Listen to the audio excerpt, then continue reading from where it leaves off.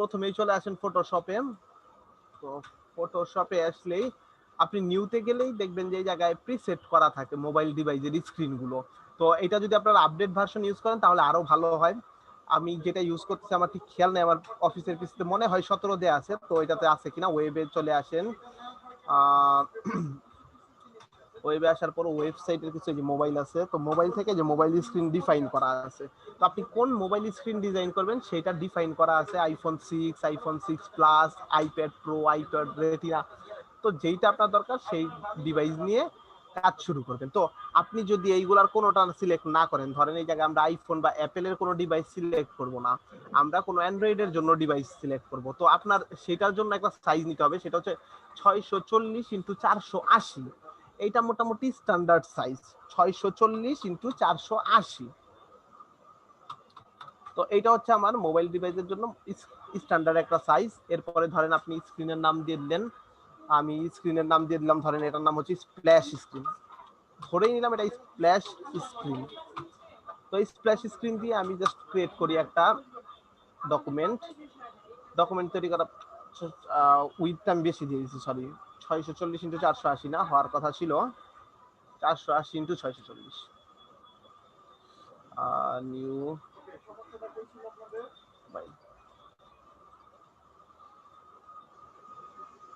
480x640 আমি দিয়ে দিই, ধরেন স্প্ল্যাশ স্ক্রিন।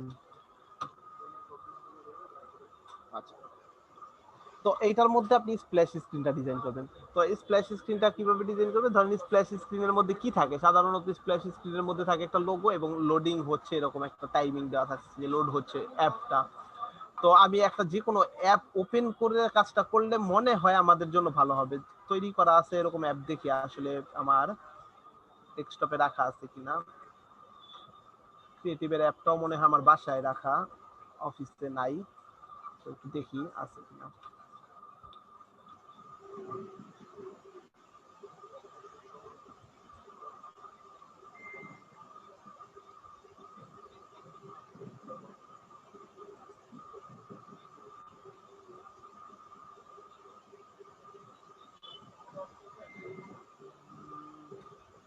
এটা তো নাই।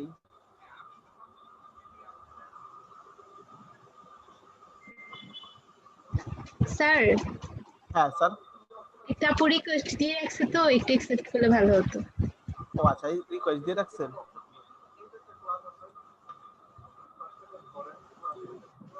আচ্ছা, এই জায়গায় হ্যাঁ একজন দিয়ে রাখছে, অ্যাডমিট।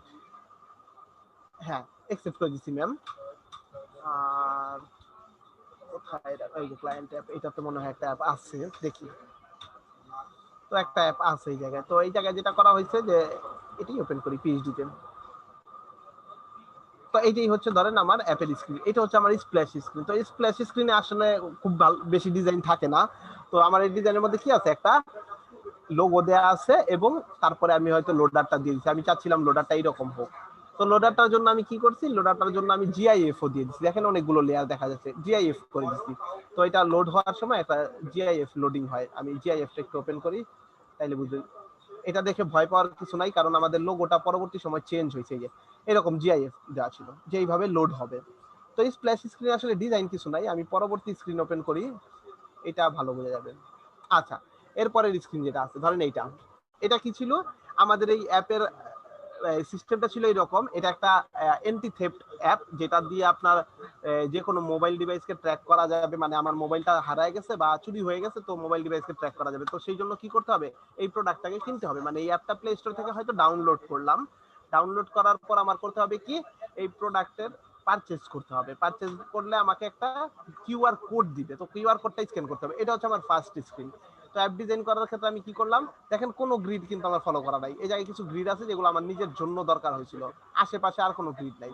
তো দুই পাশ থেকে মোটামুটি 30 পিক্সেল করে ছেড়ে দিয়ে ডিজাইনটা করলেই মোবাইল স্ক্রিনে সুন্দরভাবে চলে আসেন। আর আপনি একটা মোবাইলের জন্য স্ক্রিন করে দিলে, মানে অ্যাপেলের জন্য এবং অ্যান্ড্রয়েডের জন্য এইভাবে একটা দুইটা স্ক্রিন করে দিলেই যে অ্যান্ড্রয়েড ডেভেলপার যে থাকবে সে এটাকে কনভার্ট করে দিতে পারবে, মানে আপনার ডেভেলপমেন্টে, অ্যাপ ডেভেলপমেন্টে কনভার্ট করে দিতে পারবে।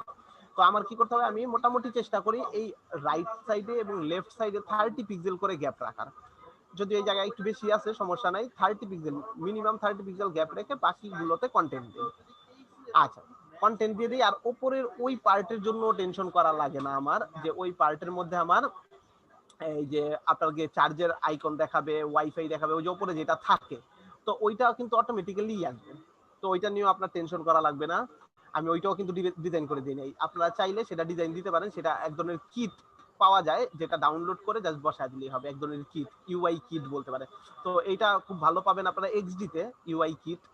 ওইটা উপরে দেখবেন বসায় দিলেই আপনার যে উপরের ইউআইটা চলে আসবে, যেটার মধ্যে আপনার ওয়াইফাই, নেটওয়ার্ক, ফোনের আইকন, টাইম এগুলো দেখাবে। তো ওইগুলা নিয়েও আপনার টেনশন করা লাগবে না, আপনি মেইন ফোকাস করবেন ডিজাইনটার উপর। তো ডিজাইন আমি কি করলাম, স্ক্যান প্রোডাক্ট কিউআর কোড। তো এটা আমার হচ্ছে একটা টেক্সট। তো ফন্টটা চেষ্টা করবেন সবসময় গুগল ফন্ট রাখার। অ্যাপ ডিজাইন করার ক্ষেত্রেও সেম, ওয়েব টেমপ্লেটের মতো গুগল ফন্টের বাইরে অন্য কোনো ফন্ট দিতে পারবেন না, গুগল ফন্ট ইউজ করবেন। গুগল ফন্ট ইউজ করার পর আমি যেটা করলাম সেটা হচ্ছে কিউআর কোড। এটা জাস্ট একটা ডেমো হিসাবে স্ক্রিনটা দেখানো আছে, এই কিউআর কোডের জায়গাটা ফাঁকা থাকবে। এটা ক্যামেরা অ্যাক্সেস করে কিউআর কোডটা ক্যামেরার মাধ্যমে স্ক্যান করবে। তো ধরেন এটা হচ্ছে ক্যামেরার মাধ্যমে অ্যাক্সেস করতেছে কিউআর কোড, এইটা আলাদাভাবে শেপ দেওয়া হয়েছে। এরপরে লগইন লগইন যেটা দেওয়া আছে, কিউআর কোড স্ক্যান করেও লগইন করতে পারবে অথবা ম্যানুয়ালি লগইন করতে পারবে। তো এটা একটা বাটনের সিস্টেমটাও সেম। আপনারা যেহেতু ওই থিম কি বলে আপনার ওয়েব টেমপ্লেটের জন্য বাটন আমরা তৈরি করছি দেখে আসছেন, তো বাটনের অবস্থাটাও সেম। বাটনের সিস্টেমও আপনার টেক্সটের সাইজ দিবেন 16 থেকে 20 পিক্সেলের মধ্যে। 16 থেকে 20 পিক্সেল আমার ফন্টের সাইজ, এবং বাটনের লেফটে রাইটে দিবেন 30 পিক্সেল করে, এবং ওপর নিচে 20-20 দিতে পারেন অথবা 15-15 দিতে পারেন। এই জায়গায় 15 করে দেওয়া আছে, উপরে 15 নিচে 15। আর নিচের যেই পার্টটা আছে সেই ডিজাইনটাও আপনার উপর ডিপেন্ড করবে আপনি কি ধরনের ডিজাইন চাচ্ছেন। তো আমি নিচের বারটা চাচ্ছিলাম এইরকম, যদি এইটা আসলে মেইন বার না, মেইন বারটা হচ্ছে আমার এইরকম। তো এটা আপনি ডিজাইন করে দিবেন। কোথায় আছে মেইন বারের, এইটা না সরি, এইটা তো মেইন বারটা নাই, এইটার মধ্যে বলতে পারেন মেইন বারটা আছে। এই যে এইটার মধ্যে আছে আমাদের মেইন বারটা। দেখেন এটা একটু লম্বা স্ক্রিন, ভয় পাওয়ার কিছু না, আমি বলতেছি কেন লম্বা করা হয়েছে। এই যে মেইন বারটা এরকম হবে, এটা হোম, এটা ধরেন ইনফরমেশনের হয়তো কিছু ছিল, এটা হয়তো আমার প্রোফাইল, এটা হয়তো আমার সেটিংস, এবং এটা হচ্ছে আমাদের সাপোর্ট। তো যেটাতেই ক্লিক করবে সেইটাই এই রকম ভাবেই আসবে। আমি এটা চাচ্ছিলাম, যদিও আমাদের ডেভেলপার এটাকে কনভার্ট করতে গিয়ে ডিজাইনটা একটু চেঞ্জ করে ফেলছে। এই রকম সার্কেল প্রত্যেকটাই আসে না, শুধু মাঝখানে এটাতেই সার্কেল থাকে, এগুলাতে ক্লিক করলে হয়তো কালারটাই কালার দিয়ে দিচ্ছে সে। যাই হোক আমি চেঞ্জ করা নিব পরবর্তী সময়ে। তো এই স্ক্রিনটা দেখেন, এটা ছিল আমাদের সার্ভিস, সরি সেটিংস। এটা ছিল আমাদের সেটিংস। এই অ্যাপটার মধ্যে কি কি সেটিংস আছে, তো সেটিংস এর জন্য আমার কি করা হয়েছে, অনেকগুলো সেটিংস যেহেতু আমাদের আছে, আমার সবগুলো সেটিংসকেই ডিজাইন করে দেখা দিতে হবে। দেখেন আমার সেটিংস কয়টা আছে। প্রথম একটা মোশন ডিটেকশন, একটা চার্জার ডিটেকশন, 2টা স্মার্ট ট্র্যাক, 3টা, 4টা, 5টা, 6টা, 7টা এবং 8টা। তো আমি 8টাকে একটা পিএইচডি তে দেখায় দিচ্ছি, এবং প্রত্যেকটা স্ক্রিনকে আমি আলাদাভাবে দেখাইছি যে একটা স্ক্রিনে কতটুকু জায়গা পর্যন্ত আসবে, যেটা আপনি প্রোটোটাইপ করলে দেখানোর আর প্রয়োজন হচ্ছে না, প্রোটোটাইপ দেখালেই হচ্ছে। আমি যেহেতু প্রোটোটাইপ করি নাই এটার, আমি আমাদের ডেভেলপারকে স্ক্রিনশট দেখা দিচ্ছি, তো সে স্ক্রিনশট দেখেই বুঝে ফেলছে। এই যে দেখেন, এই যে একটা স্ক্রিন, এটার মধ্যে কতটুকু আসছে, 2টা আসছে, মোশন ডিটেকশন এবং চার্জার ডিটেকশন। দেখেন এই যে মোশন ডিটেকশন, চার্জার, আর বাকি অংশ কোথায় চলে গেছে, নিচে চলে গেছে। শাফল করবে এবং নিচের অংশগুলো উপরে আসবে, শাফল করবে নিচের পার্টগুলো উপরে চলে আসবে। তো এইটা হচ্ছে আমার মোবাইল স্ক্রিন, এই যে এতটুকু। তো এইরকম কয়টা স্ক্রিন হয়ে গেছে আমার, 3টা বা 4টা হয়ে গেছে। শাফল করে করে দেখতে হবে তার। এই যে দেখেন এইটা এক, এই যে স্ক্রিন 2, স্ক্রিন 2 আবার কিরকম আসছে, স্ক্রিন 2 আসছে যেরকম স্মার্ট ট্র্যাক, ইন্ট্রুডার, সেলফি। তো শাফল করে করে এইভাবে আসবে। তো ডিজাইনের ক্ষেত্রে দেখেন আমার এটার মধ্যে কোনো গ্রিড নাই। দেখেন আমি গ্রিড ওপেন করতেছি, কোনো গ্রিড আমাদের নাই। আমরা কি করতেছি, এই পাশ থেকে 30 পিক্সেল এবং এই পাশ থেকে 30 পিক্সেল ছেড়ে দিয়ে বাকি ডিজাইনটা করতেছি। যদি এই যে যদিও এই শেপটা 30 পিক্সেলে নাই, এই শেপটা হয়তো 10 পিক্সেল গ্যাপ দিয়ে শেপটা রেখেছি, কারণ শেপের পরে একটা স্পেস রাখা হয়েছে, তাই এটা 10 পিক্সেল রেখে বাকি অংশটাকে জায়গা হয়তো 20 পিক্সেল বা 30 পিক্সেল দূর থেকে টেক্সটকে শুরু করছি। তো এই জায়গায় কিন্তু আপনার ওই যে কতটুকু ছেড়ে কাজটা করবেন এটা কোনো নিয়ম নাই, নির্দিষ্ট নিয়ম নাই। তো ডিজাইনটা যদি আপনি ভালো লাগাতে পারেন কম গ্যাপ দিয়েও তাহলেও হবে, ডিজাইনটাকে যদি আপনি ভালো লাগাতে পারেন বেশি গ্যাপ দিয়ে তাহলেও হবে। তো গ্যাপের নিয়ে এটা ঝামেলাটা একটু কম, কিন্তু গ্যাপগুলো একটু চেষ্টা করবেন রাউন্ড ফিগারে রাখার, মানে 10, 20, 30 এই জায়গায় দেখবেন যে গ্যাপের ক্ষেত্রে 40 বা 50 পিক্সেলের উপরে কোথাও গ্যাপ প্রয়োজনই হয় না। যেমন আমরা ওয়েবসাইটে দেখতাম কি 100 পিক্সেল গ্যাপও দিয়ে আসতাম, যেহেতু মোবাইল অ্যাপ তো এই জায়গায় 30-40 বেশি আর কি গ্যাপ দরকার হয় না, 50 দিলেও বেশি মনে হয়। তো 30-40 বেশি গ্যাপ দরকার হবে না। যেমন এই জায়গায় মনে হয় 20 দেওয়া আছে, আমার ম্যাক্সিমাম গ্যাপ 10, 20, সর্বোচ্চ 30, এর থেকে বেশি আমি গ্যাপ দিই না মোবাইল অ্যাপ তৈরি করতে গেলে। এই যে 20 পিক্সেল দেখেন, হাইট দেওয়া আছে 20 পিক্সেল, অবশ্যই রাখতে হবে রাউন্ড ফিগারে। তো রাউন্ড ফিগারে রাখবেন, আর আপনার ডিজাইন করার সময় গ্যাপটা একটু কমিয়ে দিবেন। আর বর্তমানে যে রকম ট্রেন্ড চলতেছে অ্যাপ ইউআই এর ক্ষেত্রে, সেটাকে বলতে পারেন লাইট ইউআই, যেটা আপনার অনেকটা লাইট কালারের মধ্যে শ্যাডো দিয়ে কাজটা করা হয়। মানে আগের মত, আগে যেমন অ্যাপগুলো দেখতেন অনেক বেশি কালারফুল হতো, অনেক বেশি ইমেজ টিমেজ দিয়ে অ্যাপ তৈরি করা হতো, তো এখন এই কাজটা করা হয় না। এখন কি করে, ইমেজের পরিবর্তে ইলাস্ট্রেশনটা ম্যাক্সিমাম টাইম ইউজ করে এবং আইকন ইউজ করে, আর কালার গুলো ম্যাক্সিমাম টাইমে সাদা রাখার চেষ্টা করে, যেটাকে শ্যাডো দিয়ে আর কি বোঝানো হয় একটু আলাদা হয়েছে। দেখেন আমার অ্যাপগুলো সবই সাদার উপরেই করা, এই ব্যাকগ্রাউন্ডটাও সাদা, তার নিচেটাও সাদা। শুধু কেন ডিফারেন্সিয়েট হয়েছে, কারণ একটা শ্যাডো দেওয়া হয়েছে। তো এইরকম লাইট কালারের ইউআই গুলোর ট্রেন্ড বর্তমানে চলতেছে। তো অ্যাপের মনে হয় না আপনাদের খুব বেশি ঝামেলা হবে, আপনারা ওয়েব ইউআই করতে পারলে অ্যাপের আসলে ঝামেলা হবে না।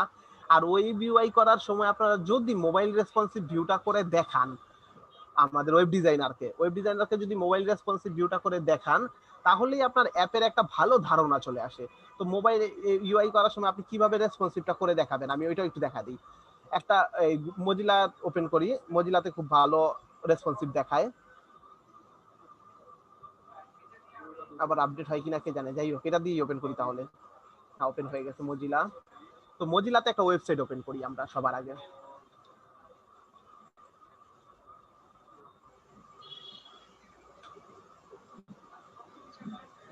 মজিলাতে একটা ওয়েবসাইট ওপেন করি, ধরেন আমরা ওই যাবো থিম ফরেস্টেই যাই।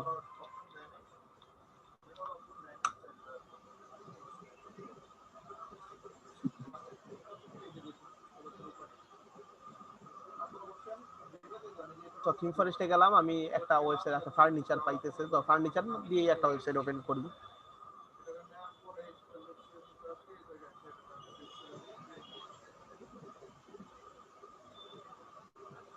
আচ্ছা ধরেন এটাই হচ্ছে আমাদের ফার্নিচার ওয়েবসাইট, ওপেন করি।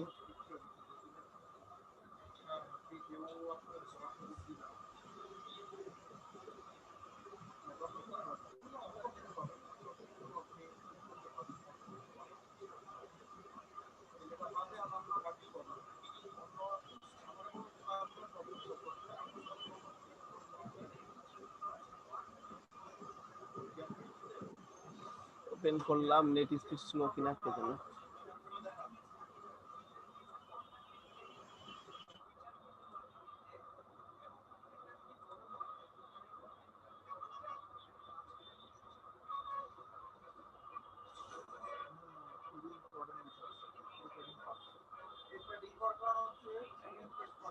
কনসেপ্ট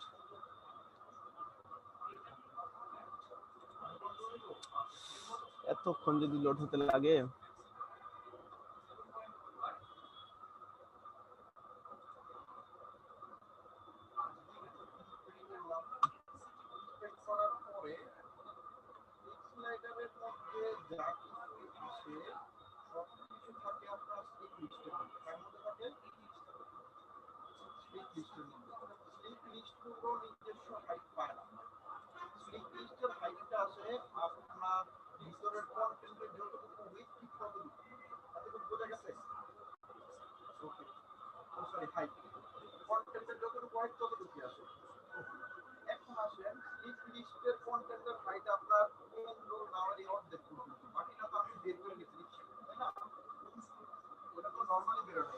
না এটা তো আসতেছেই না এতক্ষণ ধরে, নতুন একটা দিতে হবে।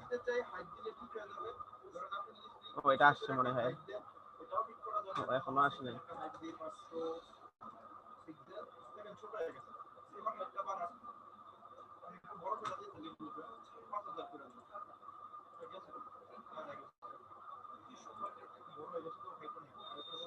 এটা ওপেন হতে মনে হয় টাইম লাগবে, একই কোম্পানির সাইট তো। আচ্ছা, আসছে এটা। তো মেইন হোম, একটা হোম পেজ ওপেন করি। হোম পেজ ওপেন করার পর যেটা আপনারা করবেন, ওপেন হোক, প্রথমেই দিবেন হচ্ছে control shift M. Control shift M দিলে আপনি মোবাইল রেসপন্সিভটা দেখতে পারবেন একটা ওয়েবসাইটে। তো মোবাইল রেসপন্সিভ আপনারা ডিজাইন করে দেন। যদি মোবাইল রেসপন্সিভ ডিজাইন করা শুরু করেন, মানে ওয়েব ডিজাইনারকে মোবাইল রেসপন্সিভ করে আপনারা দেওয়া শুরু করেন, তাহলেই দেখবেন আপনার ওই যে ইসের কি বলে এটা, এই অ্যাপের একটা ভালো ধারণা পেয়ে যাবেন। তো মোবাইল রেসপন্সিভের ক্ষেত্রে এই জায়গায় আমরা 320-এ দেখবো। এটা হচ্ছে মোবাইল ডিভাইসের সাইজ। তো মোবাইল ডিভাইসের সাইজ হচ্ছে এইরকম। তো এই দেখেন একটা ওয়েবসাইটকে মোবাইল ডিভাইসে নিলে পরে কিরকম লাগে, এই যে মোবাইল ডিভাইসে। তো ওয়েবসাইটটা কিরকম ছিল, এই যে পার্ট গুলো দেখতেছি, দেখেন নিচে আমাদের এই যে একটা ফার্নিচার দেখাচ্ছে, এগুলো কিন্তু একটা করে ছিল না। আমি আবার আরেক ট্যাবে মেইন ওয়েবসাইটটা ওপেন করি, তো মেইন ওয়েবসাইট একরকম দেখাবে আর মোবাইলে আরেক রকম দেখাবে। তো এই ডিজাইনটা কিন্তু আমরা অনেক সময়, মানে ম্যাক্সিমাম টাইম আমরা করে দেই না ক্লায়েন্টকে, বা ওই ওয়েব ডিজাইনারকে করে দেই না। ওয়েব ডিজাইনার কি করে, তার নিজের মতো করে এইরকম মোবাইল রেসপন্সিভটা করে। তো এই মোবাইল রেসপন্সিভটা যদি আমি আমার মতো করে করে দিই, তাহলে আমার মোবাইল রেসপন্সিভটা ওয়েব ডিজাইনার আমার মতো করেই করবে, না হলে সে তার নিজের মতো করে মোবাইল রেসপন্সিভটা করে। তো এই মোবাইল রেসপন্সিভটাকেই বলতে পারেন অ্যাপের একটা ছোট ভার্সন। ওয়েবসাইটটা কি রকম, এইরকম ওয়েবসাইটের মধ্যে কি হয়েছে, এই জায়গায় দেখেন কয়টা ইমেজ আছে, এই জায়গায় 3টা ইমেজ দেখাচ্ছে, পাশে একটা ব্যানার দেখাচ্ছে। তারপরে কি হচ্ছে, এই জায়গায় একটা ইমেজ দেখাচ্ছে, এই জায়গায় আর একটা ব্যানার দেখাচ্ছে, স্লাইড ব্যানার। তো এটা মোবাইলে কিভাবে দেখাইছে দেখেন, একটা একটা করে, এই যে এই জায়গায় একটা দেখাইছে, তারপর নিচে ব্যানার দেখাইছে, তারপরে একটা ব্যানার দেখাইছে, তারপরে একটা আবার স্লাইড দেখাইছে। তো এই যে এইটাকে যে মোবাইল রেসপন্সিভ করা হয়েছে, তো এটাকে মোবাইলের ডিজাইন যদি আপনি করে দেন, তাহলেই কিন্তু একটা ধারণা পেয়ে যাবেন অ্যাপের। আর এইটার ক্ষেত্রেও সেম ভাবে, মোবাইল রেসপন্সিভ করার ক্ষেত্রে আপনার সেম ভাবে কোনো ইসের নিয়ম, এই যে গ্রিডের নিয়ম ফলো করতে হচ্ছে না। আপনি গ্রিড মেইনটেইন করতে হবে না, বুটস্ট্র্যাপ গ্রিড মেইনটেইন করতে হবে না। তো আপনি মোবাইল রেসপন্সিভটা করে দিবেন আপনি আপনার মতো করে, যে একটা করে দেখালে ভালো লাগবে তো দেখান। আবার যদি মনে করতেন না এই জায়গায় একটা না 2টা ইমেজ দেখাবেন, আর একটু ছোট করে 2টা ইমেজ দেখাবেন পাশাপাশি, তো আপনি 2টা ইমেজই দেখাতে পারতেন। তো অ্যাপ ডিজাইনটা আপনার এইভাবেই করতে হবে। ডিজাইন পুরোপুরি আপনার উপর ডিপেন্ড করে। আর নিয়মের ক্ষেত্রে যদি বলেন, আসলে আহামরি কোনো নিয়ম নাই। ওয়েব টেমপ্লেট ডিজাইন করার ক্ষেত্রে যে নিয়মগুলো আমরা আসলে ফলো করি, সেম নিয়মগুলো ফলো করি আমরা মোবাইল অ্যাপের জন্য ডিজাইন করতে পারি। দেখেন আমার ফন্ট সাইজগুলো মোটামুটি সেম মোবাইল অ্যাপের ক্ষেত্রে। দেখেন এটাকে আমি ধরি, ও সরি এটা জেপিজি, এটা ধরা যাবে না।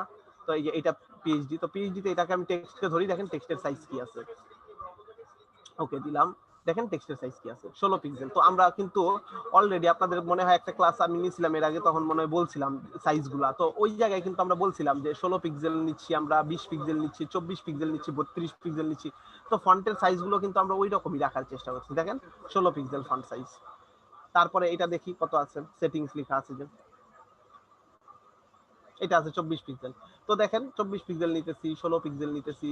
এই ফন্ট মানে প্যারাগ্রাফে কত নিতেছি, প্যারাগ্রাফ বলছিলাম 14 অথবা 16, দেখি কত আছে। তো প্যারাগ্রাফে দেখেন 14 পিক্সেল আছে। তো নিয়ম কিন্তু ওইটাই আসলে ওয়েব টেমপ্লেটের ক্ষেত্রে আপনারা যে ধরনের নিয়মগুলো ফলো করে আসতেছেন, ফন্ট সাইজের ক্ষেত্রে, কালারের ক্ষেত্রে, কালারও সেম। কালার ওই জায়গায় ব্ল্যাক ইউজ করলে আপনারা 222 কালার ইউজ করেন, 444 কালার ইউজ করেন। হোয়াইট ইউজ করতে চাইলে এফএফএফ মানে 100% হোয়াইট ইউজ করেন, কোনো সমস্যা নেই। কালারের ক্ষেত্রেও বেশি ভ্যারিয়েশন আনার দরকার নেই। এটা দেখে আবার ভয় পায় না, এটার মধ্যে অনেকগুলো কালার আছে, কারণ এটাতে কালার বেশি থাকার পিছনে রিজন হচ্ছে এটা আমাদের ক্লায়েন্টের কাজ। তো আমার এটার মধ্যে মেইন ফোকাস হচ্ছে ক্লায়েন্টকে পছন্দ করানো। আর আমার যখন আমরা রিসেলেবল মার্কেট প্লেস গুলোতে কাজ করবো, তখন কিন্তু আমার কালার একটু কম ইউজ করতে হবে। তো আমার এই জায়গায় বেশি কালার ইউজ করে আমি ক্লায়েন্টকে পছন্দ করাতে পারবো।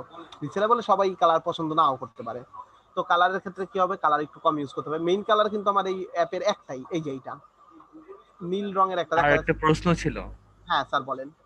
স্যার, আপনি একটু আগের জায়গাতে ব্যাক করবেন যে অ্যাপসটাতে ছিলেন আর কি, ওয়েবসাইটটা থেকে স্যার। ওয়েবসাইটে, আচ্ছা এই যে ওয়েবসাইট, সরি মজিলাতে, হ্যাঁ এই যে ওয়েবসাইটে। স্যার এখানে তো দেখতে পাচ্ছি যে প্রোডাক্ট গুলা উপর থেকে নিচে শাটল হচ্ছে। হ্যাঁ স্যার আমি এরকম করতে চাই যে প্রোডাক্ট গুলো একটা জায়গাতে স্থির থাকবে আর কি, তো এটা ডানে বামে শাটল হবে স্যার। এখন যেরকম নিচে দেখতেছি আর কি, যে হ্যাঁ স্যার একটু উপরে যান স্যার। স্যার যেখানে স্যার চেয়ার যেখানে ছিল স্যার, একটু চেয়ার এখানে স্যার। চেয়ারের এখানে, আচ্ছা এটা। স্যার এখানে প্রোডাক্ট গুলো স্যার নিচে নিচে দেখা যাচ্ছে, বাট আমি চাচ্ছি যে এটা ডান থেকে বামে দেখা যাবে। আচ্ছা চেয়ার সেকশনে যেটা থাকবে সবকিছু ডান থেকে বামে থাকবে। স্যার যদি এরকম হয় তো ওই ক্ষেত্রে স্যার দুই পাশে আমাদের কতটুকু জায়গায় ছেড়ে দিতে হবে? দুই পাশে, আচ্ছা ডান থেকে বামে যখন সাফল হবে, আপনি দুই ভাবে কাজ করতে পারেন। একটা হচ্ছে আপনি ক্লায়েন্ট মানে আপনার ভিজিটরকে বোঝানোর জন্য যেটা করতে পারেন, এইটাকে আরেকটু বামে নিয়ে আসতে হবে, আরেকটাকে কিছুটা অংশ ভিতরে ঢুকাই দিতে হবে, তাতে সে বুঝতে পারবে যে আপনার এটা সাফল হবে, ডান থেকে বামে সাফল হবে। তো এটাকে আরেকটু পাশে নিয়ে আসতে হবে। আর আমি স্পেস তো বললামই 10 অথবা 20 পিক্সেল, তো 10 অথবা 20 পিক্সেল এই জায়গায় কিন্তু একটু বেশি আছে। তো 10 অথবা 20 পিক্সেলের মতন গ্যাপ রেখে এই প্রথম ইমেজটাকে দিব এবং সেকেন্ড ইমেজটার কিছু অংশ 10 পিক্সেল অথবা 20 পিক্সেল পরের ইমেজটার এই জায়গা দিয়ে দেখা যাবে আপনার রাইট সাইডে। তাতে কি হবে, সে বুঝতে পারবে সাফল হবে। তো আপনার ইমেজ কিন্তু দুইটা রাখা লাগবে না, একটা ইমেজ ফুল রাখা লাগবে আর একটা ইমেজে 10 অথবা 20 পিক্সেল রাখা লাগবে। বোঝা গেছে স্যার? জি স্যার, বুঝতে তারপরে পেরেছি আপনি ডানে বামে স্পেসিফিকের সাফল ব্যাপারটা। বোঝাতে পারবেন। অথবা আরেকটা করতে পারেন, যদি ওইটা আসলে কোনো অ্যাপের মধ্যে দেখবেন না, খুব বেশি অ্যাপের মধ্যে ইউজ করা হয় না, আপনি এই জায়গায় অ্যারো দিতে পারেন, রাইট অ্যারো লেফট অ্যারো। এটা অবশ্য খুব বেশি একটা অ্যাপে ভালো লাগে না, অ্যাপে খারাপ লাগে দেখতে। ওয়েবসাইটের স্লাইডারের ক্ষেত্রে ভালো লাগে স্যার। ওয়েবসাইটের স্লাইডারের ক্ষেত্রে ভালো লাগে, হ্যাঁ ওয়েবসাইটের স্লাইডারের ক্ষেত্রে ভালো লাগে, অ্যাপে খুব বেশি একটা ভালো লাগে না। তাছাড়া আরেকটা কাজ করতে পারেন, সেটা হচ্ছে আপনি নিচে প্রোগ্রেস বার দিতে পারেন। প্রোগ্রেস বারের মতন একটা বার থাকবে, ওই বারটা দেখে অনেকে বুঝতে পারবে যে আসলে ডানে বামে সাফল হচ্ছে। তো এটার নিচে যে এইরকম একটা আইকন দেখাবে, এই যে স্ক্রলার, তো এই স্ক্রলারটা থাকবে নিচে, ওই স্ক্রলার দেখে সেই বুঝতে পারবে। তো আবার পরবর্তী ইমেজকে আপনার এই জায়গায় ঢোকাতে হবে না, 10 অথবা 20 পিক্সেল ঢোকাতে হবে না। একটা ইমেজ দেখলেই যখন সে নিচে দেখবে নিচে প্রোগ্রেস বার বা স্ক্রলার দেওয়া আছে, সেইটা দেখে বুঝবে যে সফল হবে, ডানে বামে সফল হবে। বোঝা গেছে স্যার? জি sir, clear. Okay sir. Thank you sir. তো এই যে ওয়েবসাইটের ডিজাইনের ক্ষেত্রে যে নিয়মগুলো আমরা ফলো করতেছি, মোটামুটি ফন্টের ক্ষেত্রে সেম নিয়মগুলোই ফলো করতেছি, সাইজ বলেন কালার বলেন সবকিছুতে সেম নিয়ম ফলো করতেছি। একটা এক্সট্রা যেটা ফলো করতেছি না সেটা হচ্ছে আমাদের গ্রিডটা ফলো করতেছি না, এই জায়গায় কোনো গ্রিড মেইনটেইন করতে হবে না। আর স্যার সব, একটা কথা বলতে পারি? হ্যাঁ ম্যাম বলেন।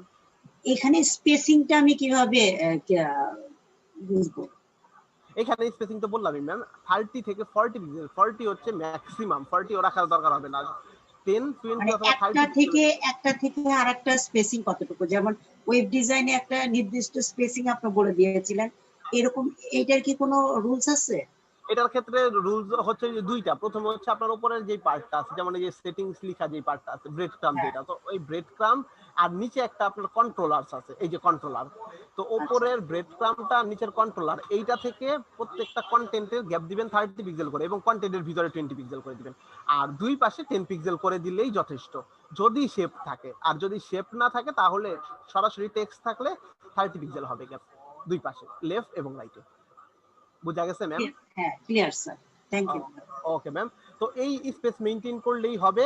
আর যেটা এক্সট্রা করা লাগবে সেটা হচ্ছে গ্রুপ করা লাগবে, যদিও এটা ক্লায়েন্টের কাজ ছিল তাই আমার গ্রুপ করা নাই।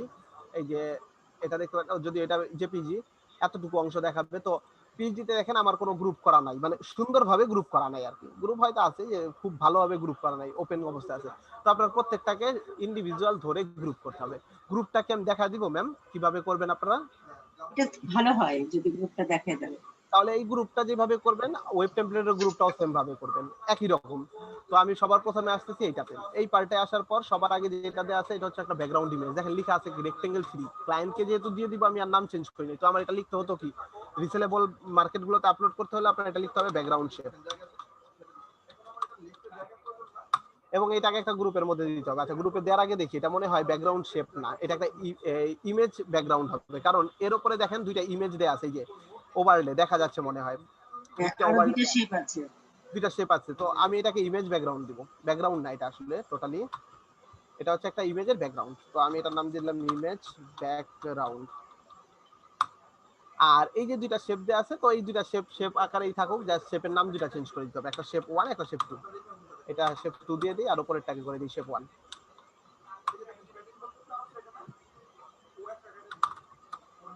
আর এটা যেহেতু বিজি লেখা আছে, আসলে এটা বিজি না, আপনি এটাকে ব্যাকগ্রাউন্ড লিখে দেন, কারণ একটু ব্রড করে লিখে দেন, কারণ সব ক্লায়েন্ট বুঝে না আবার। তো ব্যাকগ্রাউন্ড লিখে দিলাম। এরপরে যেটা আছে সেটিংস, সেটিংসটা হচ্ছে আমার একটা টেক্সট বা টাইটেল বলতে পারেন, তো এটার একটা গ্রুপ করতে হবে এবং গ্রুপের নাম দিতে হবে টাইটেল। টাইটেল। আচ্ছা, এরপরে যেটা আছে ক্রস বাটন, আসলে ক্রস বাটন কোনটাকে বুঝাইছে, এটা আসলে ক্রস বাটন না, এটা হবে ব্যাক বাটন। এটা হবে ব্যাক বাটন। আর এরপরে যেটা আছে এরপরে আমাদের এই জায়গায় আর কিছু নেই। তো আমার যেটা রাখতে হবে সবার প্রথমে ব্যাক বাটন, কারণ প্রথমে আছে ব্যাক বাটন, সিকোয়েন্স মেইনটেইন করতে হবে। তারপর রাখতে হবে সেটিংস, মানে এটা হচ্ছে টাইটেল, টাইটেল পরে আছে, এরপরে সবার নিচে রাখতে হবে ব্যাকগ্রাউন্ড, তো ব্যাকগ্রাউন্ড নিচে আছে। তো সিকোয়েন্স মেইনটেইন করা হয়েছে এবং এটাকে রাখা হয়েছে আমার টপ। তো আপনি টপও রাখতে পারেন কিন্তু ব্রেড ক্রাম্বও রাখতে পারেন। তো ব্রেড ক্রাম্ব লিখে দিই আমি। আর এটা যেহেতু সবার উপরে আছে, তো এটা সবার উপরে রাখতে হবে এই লেয়ারটা, গ্রুপটা সবার উপরে রাখলাম। এবং তারপরে যেটা আছে, তারপরে আছে আমাদের মোশন ডিটেকশন। তো মোশন ডিটেকশনকে আমি কি করছি, ওয়ান নামে লিখে দিচ্ছি। তো আমি ওয়ান নামেই থাকুক আপাতত, এটার ভিতরে গ্রুপগুলোকে আগে করে আসি। তো প্রথমেই আছে আমার একটা আইকন, যেটা একটা আইকন দেয়া আছে, মোশনের আইকন বোঝাচ্ছে। তো আইকনটা আগে দেখি কোথায় আছে, ধরলাম এই যে আইকন, দেখেন আইকনের নাম হচ্ছে শেপ 10।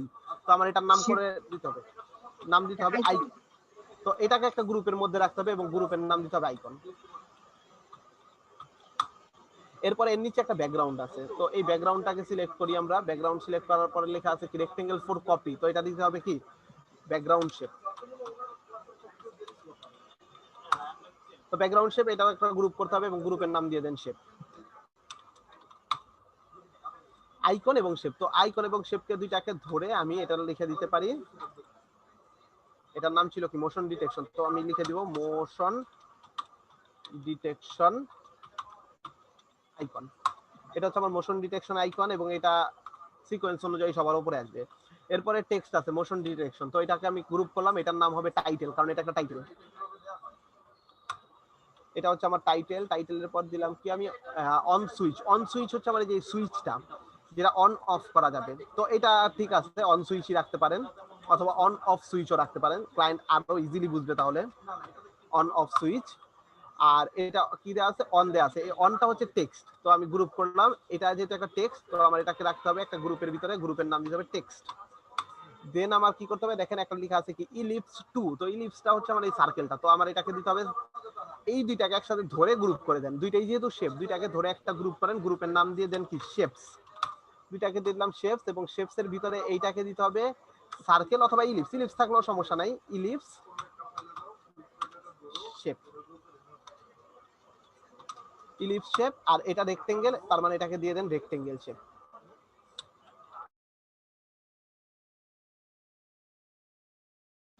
অন অফ সুইচের পরে আমাদের কি আছে, ব্যাকগ্রাউন্ড মনে হয় আছে, যে একটা হোয়াইট ব্যাকগ্রাউন্ড দেখা যাচ্ছে, এটা হচ্ছে ব্যাকগ্রাউন্ড। তো আমি এটার নাম দিয়ে দিব ব্যাকগ্রাউন্ড, ব্যাকগ্রাউন্ড শেপ। তো এটার গ্রুপের নামও হবে ব্যাকগ্রাউন্ড।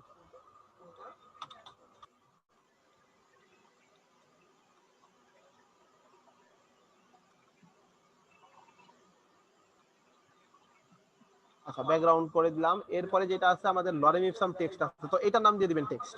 এটা যেহেতু নরমালি টেক্সট লেখা আছে, তো এটা টেক্সট। তো এই টেক্সটের পরে আমাদের আরেকটা যেটা আছে সেটা হচ্ছে একটা লাইন আছে, লাইনটা কোথায়, এটা মনে হয় লাইন না, সরি এটা হচ্ছে ব্যাকগ্রাউন্ড। তো এটা আরেকটা ব্যাকগ্রাউন্ড শেপ, ব্যাকগ্রাউন্ড শেপ এবং এই গ্রুপের নামও হবে ব্যাকগ্রাউন্ড শেপ। তো আমি এটাকে কপি করে নিই, কন্ট্রোল জি, গ্রুপ, কন্ট্রোল জি, ব্যাকগ্রাউন্ড শেপ। এরপর লাইনটা কোথায় আছে, একটা লাইন দেখা যাচ্ছে নোটিফিকেশনের।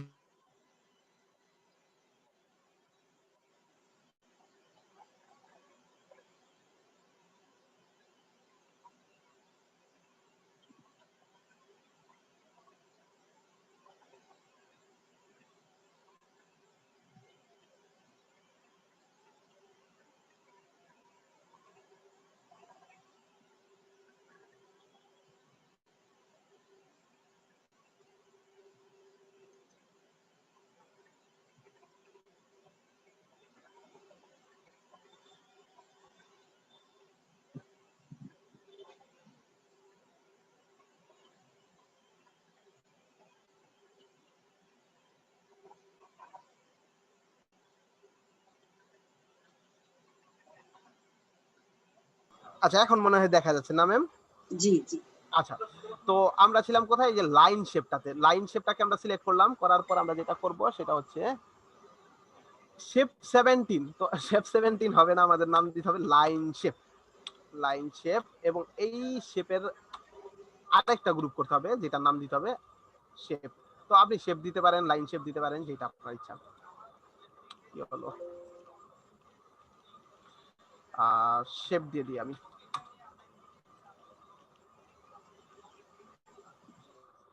আচ্ছা, সেভ করে দিলাম। এরপরে আমার যেটা দরকার সেটা হচ্ছে আমাদের এই জায়গায় গেট নোটিফিকেশন ভায়া এবং মোবাইল বা ইমেল। তো আমাদের ক্লায়েন্টের রিকোয়ারমেন্ট কি ছিল, যে তার মোবাইল ডিটেকশনটা এই অ্যাপের মাধ্যমে সে জানতে পারবে, তার যে নোটিফিকেশনটা আসবে সেটা মোবাইলেও চাইলে নিয়ে আসতে পারবে, একটা নোটিফিকেশন আসবে, সেটা ফোনেও একটা মেসেজ আকারে নোটিফিকেশন আসতে পারে অথবা ইমেইলেও আসতে পারে। তো এইটাকে বলা হয় চেক বক্স।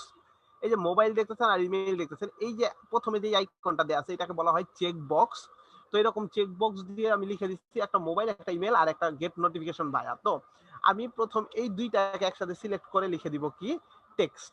এই দুইটাকে একসাথে গ্রুপ করে এটাকে লিখে দিব টেক্সট। তো এটা হয়ে গেল টেক্সট, এটা হয়ে গেল লাইন শেপ। তো লাইন শেপ এবং টেক্সট এই দুইটা নিয়ে একটা গ্রুপ করা হবে, সেটার নাম হবে নোটিফিকেশনস। তো এই যে দেখেন নোটিফিকেশনস নামে গ্রুপ হয়ে গেছে, আর ব্যাকগ্রাউন্ড শেপ নামে একটা গ্রুপ করা আছে। আমার কিন্তু গ্রুপ করা হয়ে গেছে। তো এই যে নাম যে করা আছে এখন ওয়ান, এই ওয়ানটাকে চেঞ্জ করে করে দিতে হবে মোশন ডিটেকশন। এখন সেম ভাবে বাকি সবগুলোর গ্রুপ হওয়ার কথা ছিল। আপনি কি করবেন, একটা তৈরি করে বাকিগুলো কপি করবেন, তাহলে কি হবে, আর নতুন করে গ্রুপ তৈরি করতে হচ্ছে না।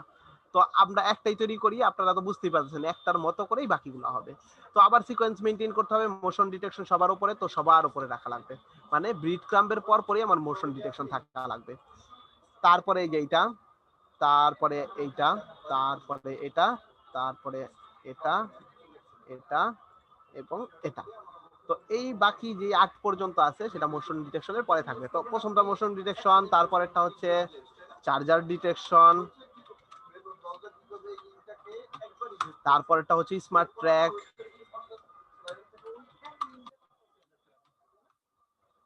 এরপরে হচ্ছে ইন্ট্রুডার সেলফি,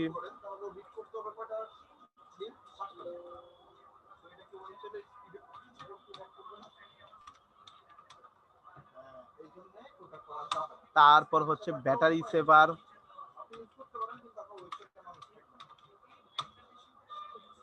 এরপর হচ্ছে অ্যাপ ম্যানেজার,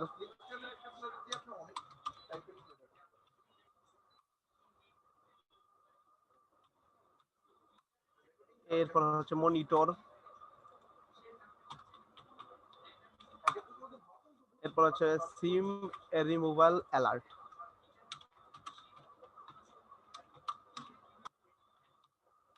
আচ্ছা, তো আমার নামগুলো হয়ে গেছে। ধরেন আমার ভিতরে গ্রুপগুলো সঠিকভাবে করা আছে, যদিও এখন সঠিকভাবে করা আছে শুধু মোশন ডিটেকশনটা, বাকিগুলো ঠিকভাবে করা নাই। তো আপনারা একটা যেহেতু করে কপি করবেন, তো আপনাদের সবগুলোই ঠিক থাকবে।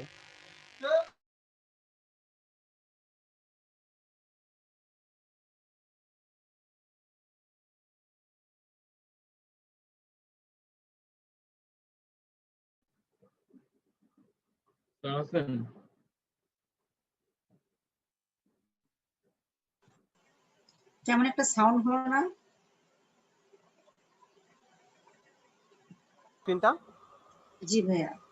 আচ্ছা, আমাদের কারেন্ট আবার চলে আসছে, এতক্ষণ জেনারেটর চলতেছিল, তো আবার নেটটা অফ হয়ে গেছিল।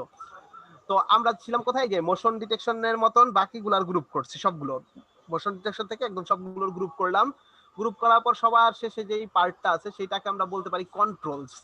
কন্ট্রোলসটা হচ্ছে কি, আমি এই জায়গা থেকে সহজে অ্যাপটাকে কন্ট্রোল করতে পারবো, মানে আমার হোম বাটন আছে, আমার ইনফরমেশন বাটন আছে, আমার প্রোফাইলের বাটন আছে, সবগুলোর বাটন দেয়া আছে। তো এই জায়গায় এসে আমার কন্ট্রোলসে এসে আমি যেটা বলতেছিলাম একটু আগে, যে আপনারা হয়তো এমনটা ভয় পেতে পারেন যে আমার গ্রুপের নামটা ঠিক হচ্ছে কি না। আসলে নামটা কি আপনার ঠিক হচ্ছে কি না এটা নিয়ে ভয় পাওয়ার কোনো কারণ নাই। নামটা এমন ভাবে করতে হবে, গ্রুপের নামটা যেন ক্লায়েন্ট ইজিলি বুঝতে পারে যে আপনার নামটা, মানে নামটা দেখে লেয়ারটা বুঝতে পারে যে আসলে আপনার এইটা কোন লেয়ার। তো আমি নামগুলো কিভাবে করবো, যে নাম করলে ক্লায়েন্ট সহজে বুঝতে পারবে। ধরেন আমাকে অন্য আরেকজন ডিজাইনার তার ডিজাইন দেখতে দিল, তো তার নামগুলো দেখে যদি আমি লেয়ার গুলো চিনতে পারি সহজে, তাহলেই বুঝতে পারবেন গ্রুপটা সঠিকভাবে করা হয়েছে। তো নাম কারোর সাথে মিলতে হবে এমনটা না, আমি যে ধরনের নামকরণ করতেছি আপনি ওইভাবেই করবেন, নট নেসেসারি। তো আপনার দরকার কি, যে আপনার নামটা দেখে ক্লায়েন্ট যেন সহজে বুঝতে পারে। তো আমি এটার নাম দিলাম কি কন্ট্রোলস। তো আমার কন্ট্রোলস কোথায়, এই যে কন্ট্রোলস নামে একটা গ্রুপ করা আছে। তো কন্ট্রোলস নামে গ্রুপের ভিতরে কি কি থাকার কথা দেখেন, সবগুলো এক একটা শেপ লেখা আছে। তো সবগুলো এক একটা শেপ থাকলে তো হবে না, আমার এই শেপগুলোর আলাদা করে নাম দিতে হবে। এই দুইটা লেয়ার অবাঞ্ছিত, দরকার ছিল না। তো সবগুলো শেপের একটা নাম দেওয়া দরকার ছিল। প্রথমে এটা ধরি ব্যাকগ্রাউন্ড শেপ। তো দেখেন এটাতেই আমরা আছি। এটার নাম কি দেয়া আছে, এটার নাম দেয়া আছে শেপ 1। তো আমার এটা লিখতে হবে কি ব্যাকগ্রাউন্ড শেপ, এবং এটার একটা গ্রুপ করতে হবে, ধরেন ব্যাকগ্রাউন্ড শেপ।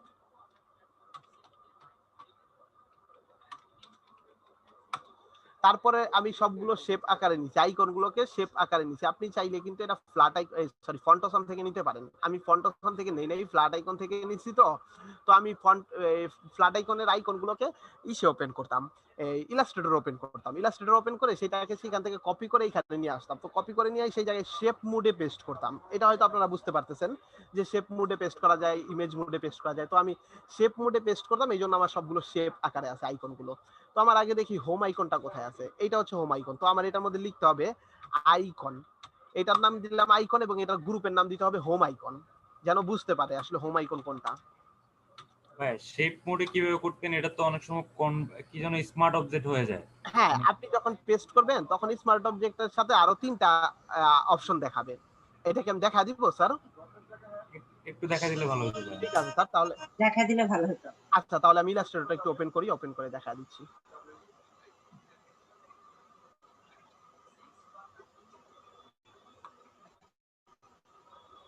ইলাস্ট্রেটরটা যে ওপেন হতে আবার কতক্ষণ টাইম নেয় কে জানে। আমি আইকনটা বের করে রাখি তার মাঝখানে। আইকনটা কোথায় রাখছি?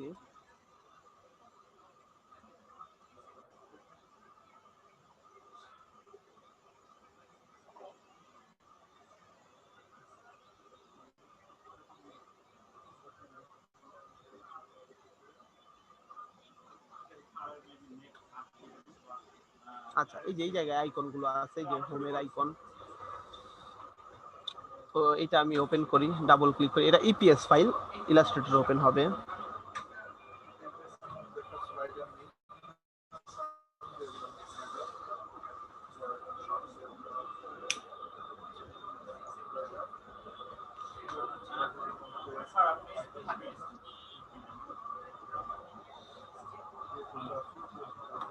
ঠিক আছে সবাই, আচ্ছা স্যার তো বলেই গেলেন আমার নাম। স্যার, হ্যাঁ ম্যাম বলেন। কোনো সফটওয়্যার ইউজ করেন একদম মানে ইপিএস এর পিকচার সহ দেখা যাচ্ছে? হ্যাঁ হ্যাঁ, এইটা এক ধরনের একটা সফটওয়্যার। নাম বলে দিব ম্যাম? জি জি, একটু যদি চ্যাট বক্সে দিয়ে দিতেন। আচ্ছা, এটার নাম হচ্ছে সেজ থাম্ব।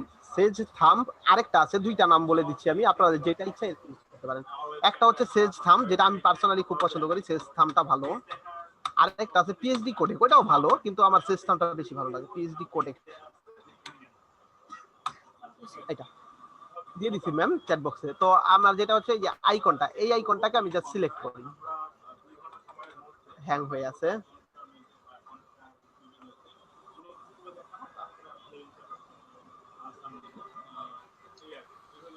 আজব ব্যাপার, জিপি স্লো হয়ে গেছে এত।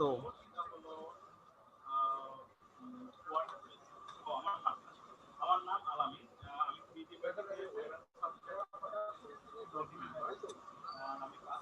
লক করা কিনা কে জানে আবার। না, লক করা তো না।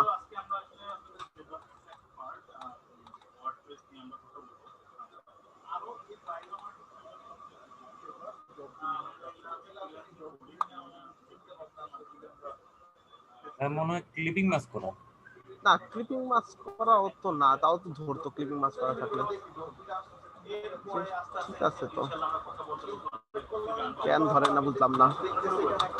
ও, কাজও করতেছে না, আমি জুম ইন জুম আউট কিছুই হচ্ছে না, তো হ্যাং হয়ে আছে মনে হয়।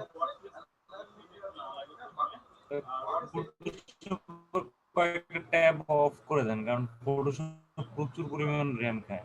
হ্যাঁ হ্যাঁ, ফটোশপ র‍্যাম খায়, আবার আমাদের মনে ক্রোমটা ওপেন আছে, ক্রোম অনেক বেশি র‍্যাম খায়। ক্রোমটা অনেক ধরছে, তো ওইটাকেও এখন ধরবে না, ওইটাকে ধরতেছে না। ঠিক আছে, এটাকেই ধরি আগে। তো সিলেক্ট করলাম, এই দেখেন সিলেক্ট করলাম আইকনটাকে। ক্লিপিং মাস্ক করা থাকলে আনমাস্ক করে নিন, না হলে কিন্তু আপনি ওই এইরকম আইকন পাবেন না, দেখবেন চার কোণে একটা বক্স চলে আসছে শেপ। তো এটা ক্লিপিং মাস্ক করা নাই, তো আমি এটাকে জাস্ট কপি করলাম, কন্ট্রোল সি দিয়ে কপি করি, ফটোশপে চলে আসবো। ফটোশপে এসে এই জায়গায় জাস্ট পেস্ট করব, কন্ট্রোল ভি দিয়ে। তো এই যে পেস্ট করলে দেখেন 4টা অপশন পাবেন, একটা স্মার্ট অবজেক্ট, একটা পিক্সেলস, একটা পাথ, একটা শেপ লেয়ার। তো আমি পেস্ট করছিলাম, আচ্ছা আচ্ছা। তো শেপ মোডে যখন পেস্ট করলাম দেখেন আরেকটা শেপ তৈরি হলো, এই যে শেপ 18। তো শেপ 18 যেটা হইছে, তো এই যে আইকনটা উপরে নেই তাহলে দেখতে পাবেন, এই যে আইকনটা অনেক বড় তো বাইরে চলে গেছে। তো এইভাবেই নিছিলাম আমি আসলে আইকনগুলোকে। তো এইবার আপনার নামকরণ করে দিতে হবে আলাদা হবে। প্রথমটার নাম করে দিছি হোম আইকন, তারপরেরটার নাম আমি আসলে জানি না এটা আসলে কি জন্য আমি দিছিলাম, তো আমি লিখে দিই এটা ইনফরমেশন, আমার মনে হচ্ছে এটা ইনফরমেশন, সরি এটা আইকন। টাইটেল লার্ন মোর এরকম না? হ্যাঁ দিতে পারেন, যেই উদ্দেশ্যে দিছিলাম আমার আসলে মনে নাই, ক্লায়েন্ট বলে দিছিল আসলে এটা কি হবে, তো আপনি যেই উদ্দেশ্যে দিবেন সেই উদ্দেশ্যটা লিখে দিবেন। যদি লার্ন মোড হয় লার্ন মোড লিখে দেন। সাইজ কত হবে আইকনের স্যার? হাইটের কথা বলতেছেন স্যার? সাইজ কত হবে আইকনটার? ও সাইজ, হ্যাঁ সাইজ যেটা বলতেছেন, যদি আপনি ফন্টসম ইউজ করেন, ফন্টসম ইউজ করলে 20 থেকে 24 পিক্সেলের বেশি না, আর যদি ফ্ল্যাট আইকন এইভাবে শেপ মোডে পেস্ট করে ইউজ করেন তাহলে 25 থেকে 30 পিক্সেলের বেশি না। বুঝা গেছে স্যার? হাইট আর ওকে স্যার, হাইটের ক্ষেত্রে এটা মেনটেন করবেন। তো ইনফরমেশনের আইকন দিলাম আমরা হোম আইকন, তারপর তার নিচে আছে ইনফরমেশন আইকন, তারপরে এই যে মাঝখানের আইকনটা হচ্ছে আমার প্রোফাইল আইকন, তো আমি এটার নাম দেই আইকন এবং কন্ট্রোল জি দিয়ে গ্রুপ করি, এটার নাম দিয়ে দিব প্রোফাইল আইকন। তো এটাকে আবার হোভার লিখে দিতে হবে, তো প্রোফাইল আইকন হোভার বলে দিয়েন।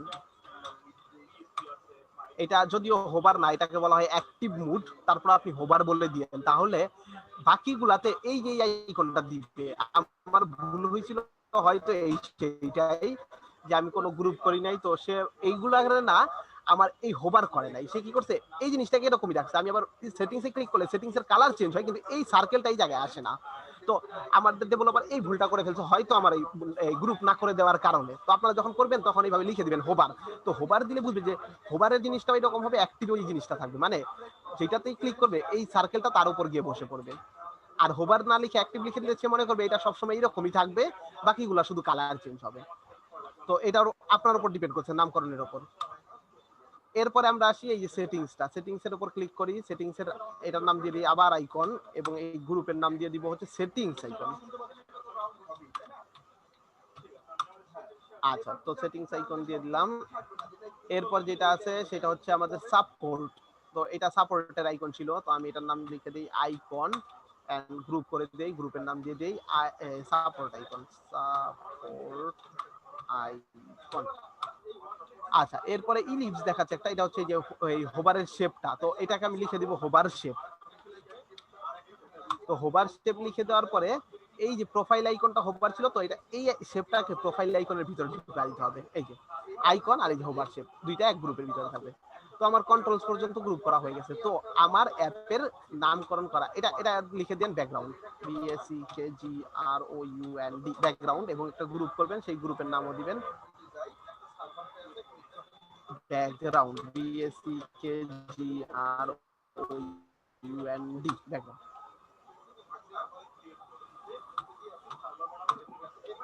হয়ে গেছে, তো হয়ে গেছে আমার, এটা লক করে দিয়েন। তো হয়ে গেছে আমার গ্রুপ করা হয়ে গেছে, নামকরণ করা হয়ে গেছে। এখন আপনি ক্লায়েন্টকে যখন দেখাবেন দুই ভাবে দেখাতে পারেন, একটা হচ্ছে প্রোটোটাইপ করে দেখাতে পারেন, আরেকটা হচ্ছে ওই যে আমি যেভাবে স্ক্রিন করে দিছি, ছোট ছোট ভাগে ভাগ করে দিছি, যে আমার একটা স্ক্রিন এবং এটা হচ্ছে সেকেন্ড স্ক্রিন, দেখেন লেখাও আছে আমার, এই যে স্ক্রিনের মধ্যে লেখা আছে সেটিংস স্ক্রিন 01, সেটিংস স্ক্রিন 02। তো সাফল করলে কিভাবে আসবে, তো এটা আমি দেখা দিচ্ছি এইভাবে। তো এটা এক্সডি দিয়ে আপনারা প্রোটোটাইপটা করতে পারেন, এক্সডি দিয়ে প্রোটোটাইপটা আরো বেশি ইজি হবে। তাছাড়া বললামই তো অনলাইন কিছু আছে, এবং এছাড়া আরো কিছু সফটওয়্যার আছে যেগুলো দিয়ে প্রোটোটাইপ করা যায়। যদিও আমার প্রোটোটাইপ করা হয় না, খুব কম আমি প্রোটোটাইপ করি, কারণ আমার ম্যাক্সিমাম কাজ আমি অ্যাপ নিয়ে যখন কাজ করি, যেমন আমি ওয়েবসাইট নিয়ে যখন কাজ করি, এগুলো আমার ম্যাক্সিমাম কাজ থাকে থিম ফরেস্টের জন্য। তো সেইটার ক্ষেত্রে রিজনেবল মার্কেট প্লেস আপলোড করা হয়, এই জন্য দেখবেন গ্রুপ করা থাকে, অর্গানাইজ করা থাকে ফাইল। আর আমার অ্যাপের কাজগুলো আমি কোনো রিজনেবল মার্কেট প্লেসে দেই না, তো অ্যাপের কাজগুলো আমাদের ক্লায়েন্টের কাজ থাকে, তো তাড়াহুড়া একটু বেশি থাকে, তো প্রোটোটাইপ করার টাইম থাকে না। আমি জাস্ট তাকে প্রেজেন্টেশন দিয়ে দেখা দিই অথবা বুঝিয়ে দিই একজন ডেভেলপারকে সাথে নিয়ে, তো প্রোটোটাইপ করা হয় না। তো প্রোটোটাইপ করতে চাইলে বললাম আমি দুইটা ওয়ে, একটা হচ্ছে এক্সডি, না হলে অন্য কোনো সফটওয়্যার যেটা আপনি গুগল থেকে ফ্রিতেই পেয়ে যাবেন, ডাউনলোড করে নিতে হবে। স্যার প্রোটোটাইপ করলে কি আলাদা আলাদা ইমেজ আবার জেপিজি ফরম্যাটে ক্লায়েন্টকে দিতে হবে না? না জেপিজি ফরম্যাটের না, আমার আলাদা আলাদা। ও আচ্ছা, আপনি ক্লায়েন্টকে যখন সাবমিট করবেন তখন বলতেছেন জেপিজি ফরম্যাটে ইমেজগুলো দিতে হবে কি না? হ্যাঁ। না, আপনি জেপিজি ফরম্যাটটা দিতে হবে না, আপনি পিএইচডি ফাইলটা দিবেন। প্রোটোটাইপ করলেও তো আপনি পিএইচডি ফাইলটা দিয়ে দিবেন।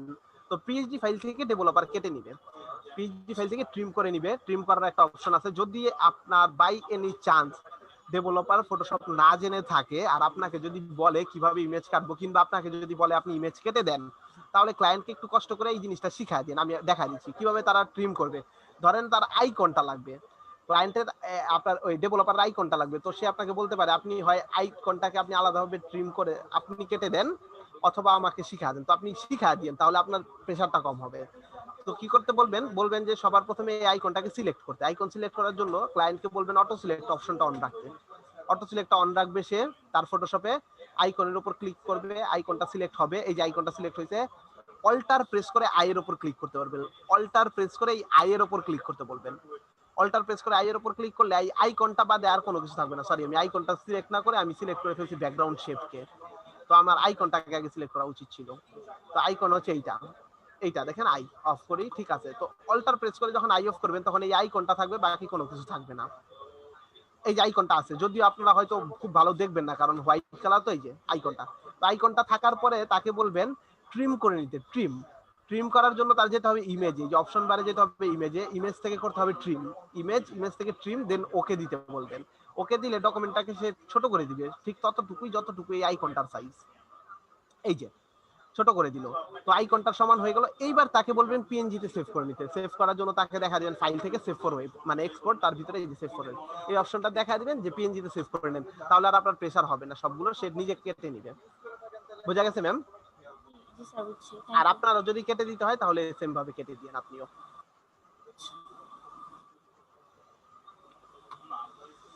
প্রোটোটাইপ কি শুধুমাত্র প্রেজেন্টেশনের জন্য করে নাকি আরো কোনো কাজ আছে এটা? আর কোনো কাজ নাই, শুধুমাত্র প্রেজেন্টেশন। শুধুমাত্র প্রেজেন্টেশন। প্রোটোটাইপটা করা হবে শুধুমাত্র প্রেজেন্টেশনের জন্য। তো এইটা ছিল আমার অ্যাপের বাকি স্ক্রিনগুলো। আর একটা প্রশ্ন ছিল হ্যাঁ স্যার বলেন। স্যার ফটোশপে তো আমরা এটা বের করতে পারতেছি যে আমাদের আইকনটা কোথায় আছে এবং এটা ট্রিম করতে পারতেছি। হ্যাঁ স্যার একজিতে স্যার এটা কাজটা করা অনেক বড় হয়ে যাবে না স্যার? একটা একটা ধরে ধরে এক্সপোর্ট করতে হবে বারবার।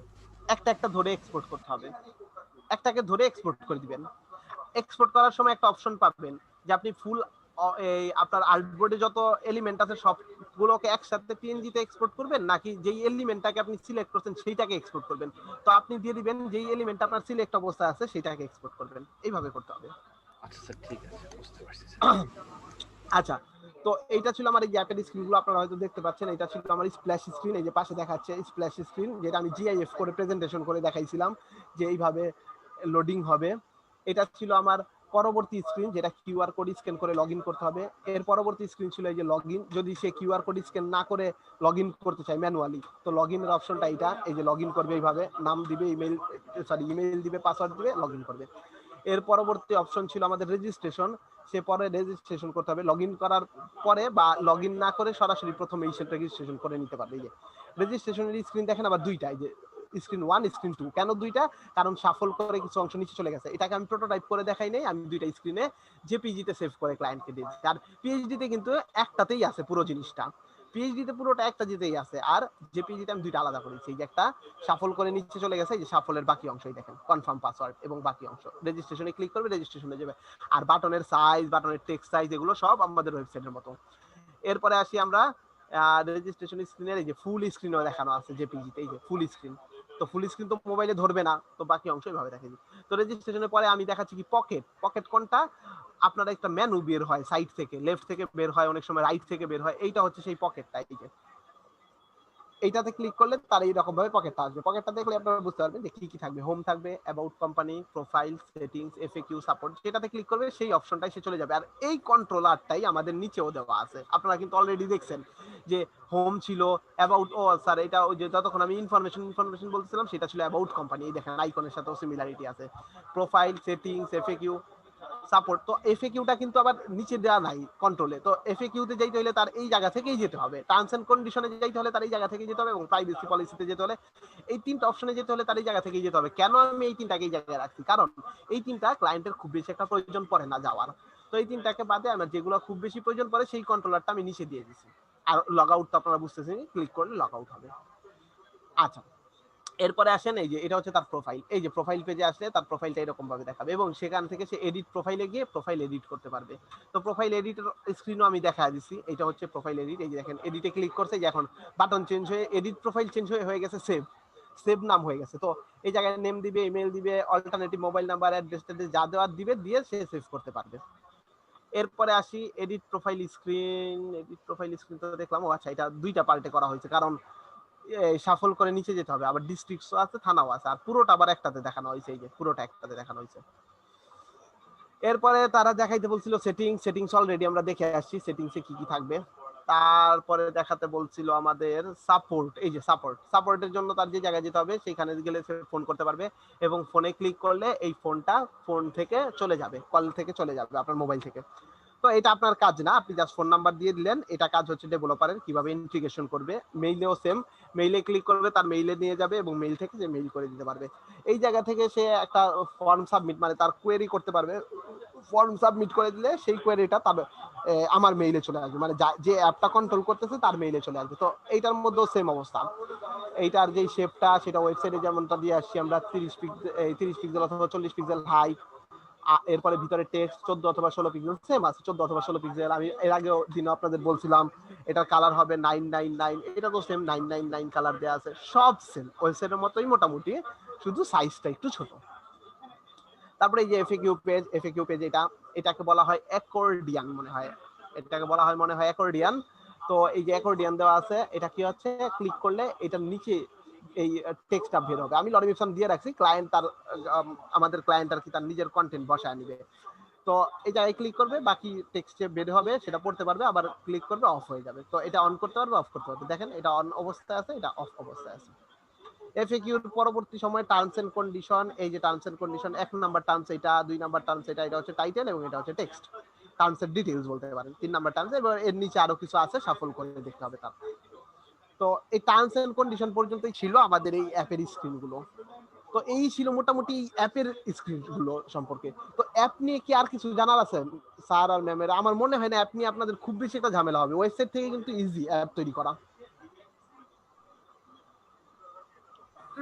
স্যার আমার এখানে একটা কনফিউশন ছিল। হ্যাঁ ম্যাম বলেন। যেমন আপনি একটু আগে দেখাচ্ছেন প্রত্যেকটা পার্টকে ট্রিম করে কিভাবে ট্রিম করতে হয় সেটা, কিন্তু এরকম প্রত্যেকটা স্ক্রিন পেজ ফুল কি জেপিজি ফরম্যাটে কি আমাকে সেভ করতে হবে পুরোটা? ফুল একটা জেপিজিতে সেভ করলেন এবং সেভ করে আবার ওই যে প্রত্যেকটা পার্টকে আলাদাভাবে ছোট ছোট করে দিলেন, ক্রপ করে। জেপিজিটা কেন সেভ করে? এটা কি ক্লায়েন্টকে দেখানোর জন্য? দেখানোর জন্য, আর কিছুই না, দেখানোর জন্য আর মকআপ করার জন্য। আচ্ছা, মকআপ করে প্রেজেন্টেশন করতে পারেন, আমারও মনে হয় মকআপ করা আছে, দেখি আছে কিনা, যদি থাকে আপনাদের দেখাতে পারবো। এই যে মকআপ মনে হয় করা আছে, এই যে দেখেন, জাস্ট জেপিজি, পুরো জেপিজিটা সেভ করার উদ্দেশ্য ছিল এই যে এরকম মকআপ করা। আবার ক্রোম ওপেন হয়ে গেল আমার, আবার এটাও দেওয়া আছে ক্রমে, এই যে এই জায়গায় পাশেই দেখেন তাহলে, এই যে এরপর এই যে, তো জেপিজি পুরোটা সেভ করছিলাম আমি মকআপ করার জন্য, পুরোটা সেভ না করলেও হয়, একটা মোবাইল স্ক্রিনে যতটুকু আসবে ততটুকু সেভ করলেও হয়। তো আপনার তখন হবে কি স্ক্রিনে 2-3টা স্ক্রিন চলে আসবে, কারণ শাফল করে বাকি অংশ নিচে আসবে, আর পিএইচডিতে পুরোটা দিয়ে দিবে। তো এই ছিল মোটামুটি আপনার কি অ্যাপের স্ক্রিন তৈরি করার জন্য বললামই তো, অ্যাপের স্ক্রিন তৈরি করা সহজ। আমাকে একটা ওয়েবসাইট তৈরি করতে দিলে, হোম পেজ তৈরি করতে দিলে দেখা যাচ্ছে 5 থেকে 7 দিন লেগে যায়, যদি একদম ইউনিক কনসেপ্টে হোম পেজ তৈরি করতে হয়। আবার এমন যদি হয় যে না ইউনিক কনসেপ্ট লাগবে না, খুব তাড়াহুড়ার কাজ, তো একদিনেও তৈরি করা যায়। আর অ্যাপের স্ক্রিন যদি বলে, তাহলে অ্যাপের স্ক্রিনে একদিনে 3 থেকে 4টা স্ক্রিন তৈরি করা যায়, খুব ইজি হয়, কঠিন হয় না অ্যাপের স্ক্রিন তৈরি করা। বোঝা গেছে কি ম্যাম? জি স্যার। ওকে, তাহলে অ্যাপ নিয়ে যদি আর কিছু জানার থাকে তাহলে জিজ্ঞেস করতে পারেন স্যার আর ম্যামেরা।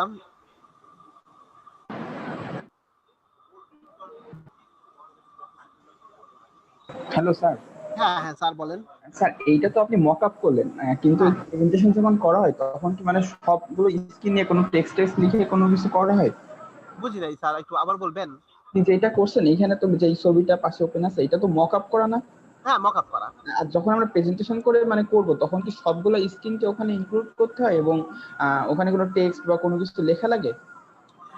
না, এরকম আসলে প্রেজেন্টেশন করবেন যখন, তখন সবগুলো স্ক্রিন একসাথে রাখতে হবে এটা ম্যান্ডেটরি না, আলাদাভাবেও রাখতে পারেন। এই জায়গায় আমি আসলে একসাথে করে দেখাইছিলাম কেন, এটা একটু তাড়াহুড়ার কাজ ছিল, তো আমার দেখানোর সময়টাও কম ছিল, তো আমি একসাথে দেখা দিচ্ছি যেন সহজে সে দেখতে পারে। নাহলে আপনি একটা একটু এই যে এরকম ইন্ডিভিজুয়াল মকআপ করে দেখাতে পারেন, আর একসাথে দিলে আপনি জাস্ট এই জায়গায় টেক্সটের ক্ষেত্রে কিছু লেখা লাগবে না, জাস্ট এটার নাম ছিল কি থিফ গার্ড, তো আমি এই অ্যাপের নাম লিখে দিলাম যে থিফ গার্ড অ্যাপ মকআপ, এরকম কিছু একটা লিখে দিলেই হবে, আর কিছু লাগবে না স্যার।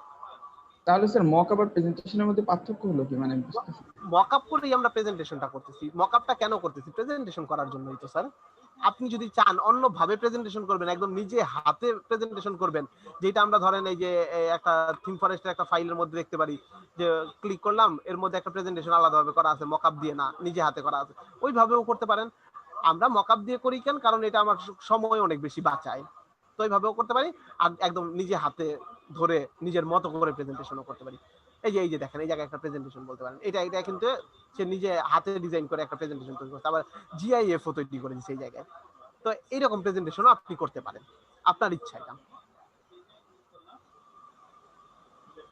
আচ্ছা স্যার, ঠিক আছে, বুঝতে পারছি।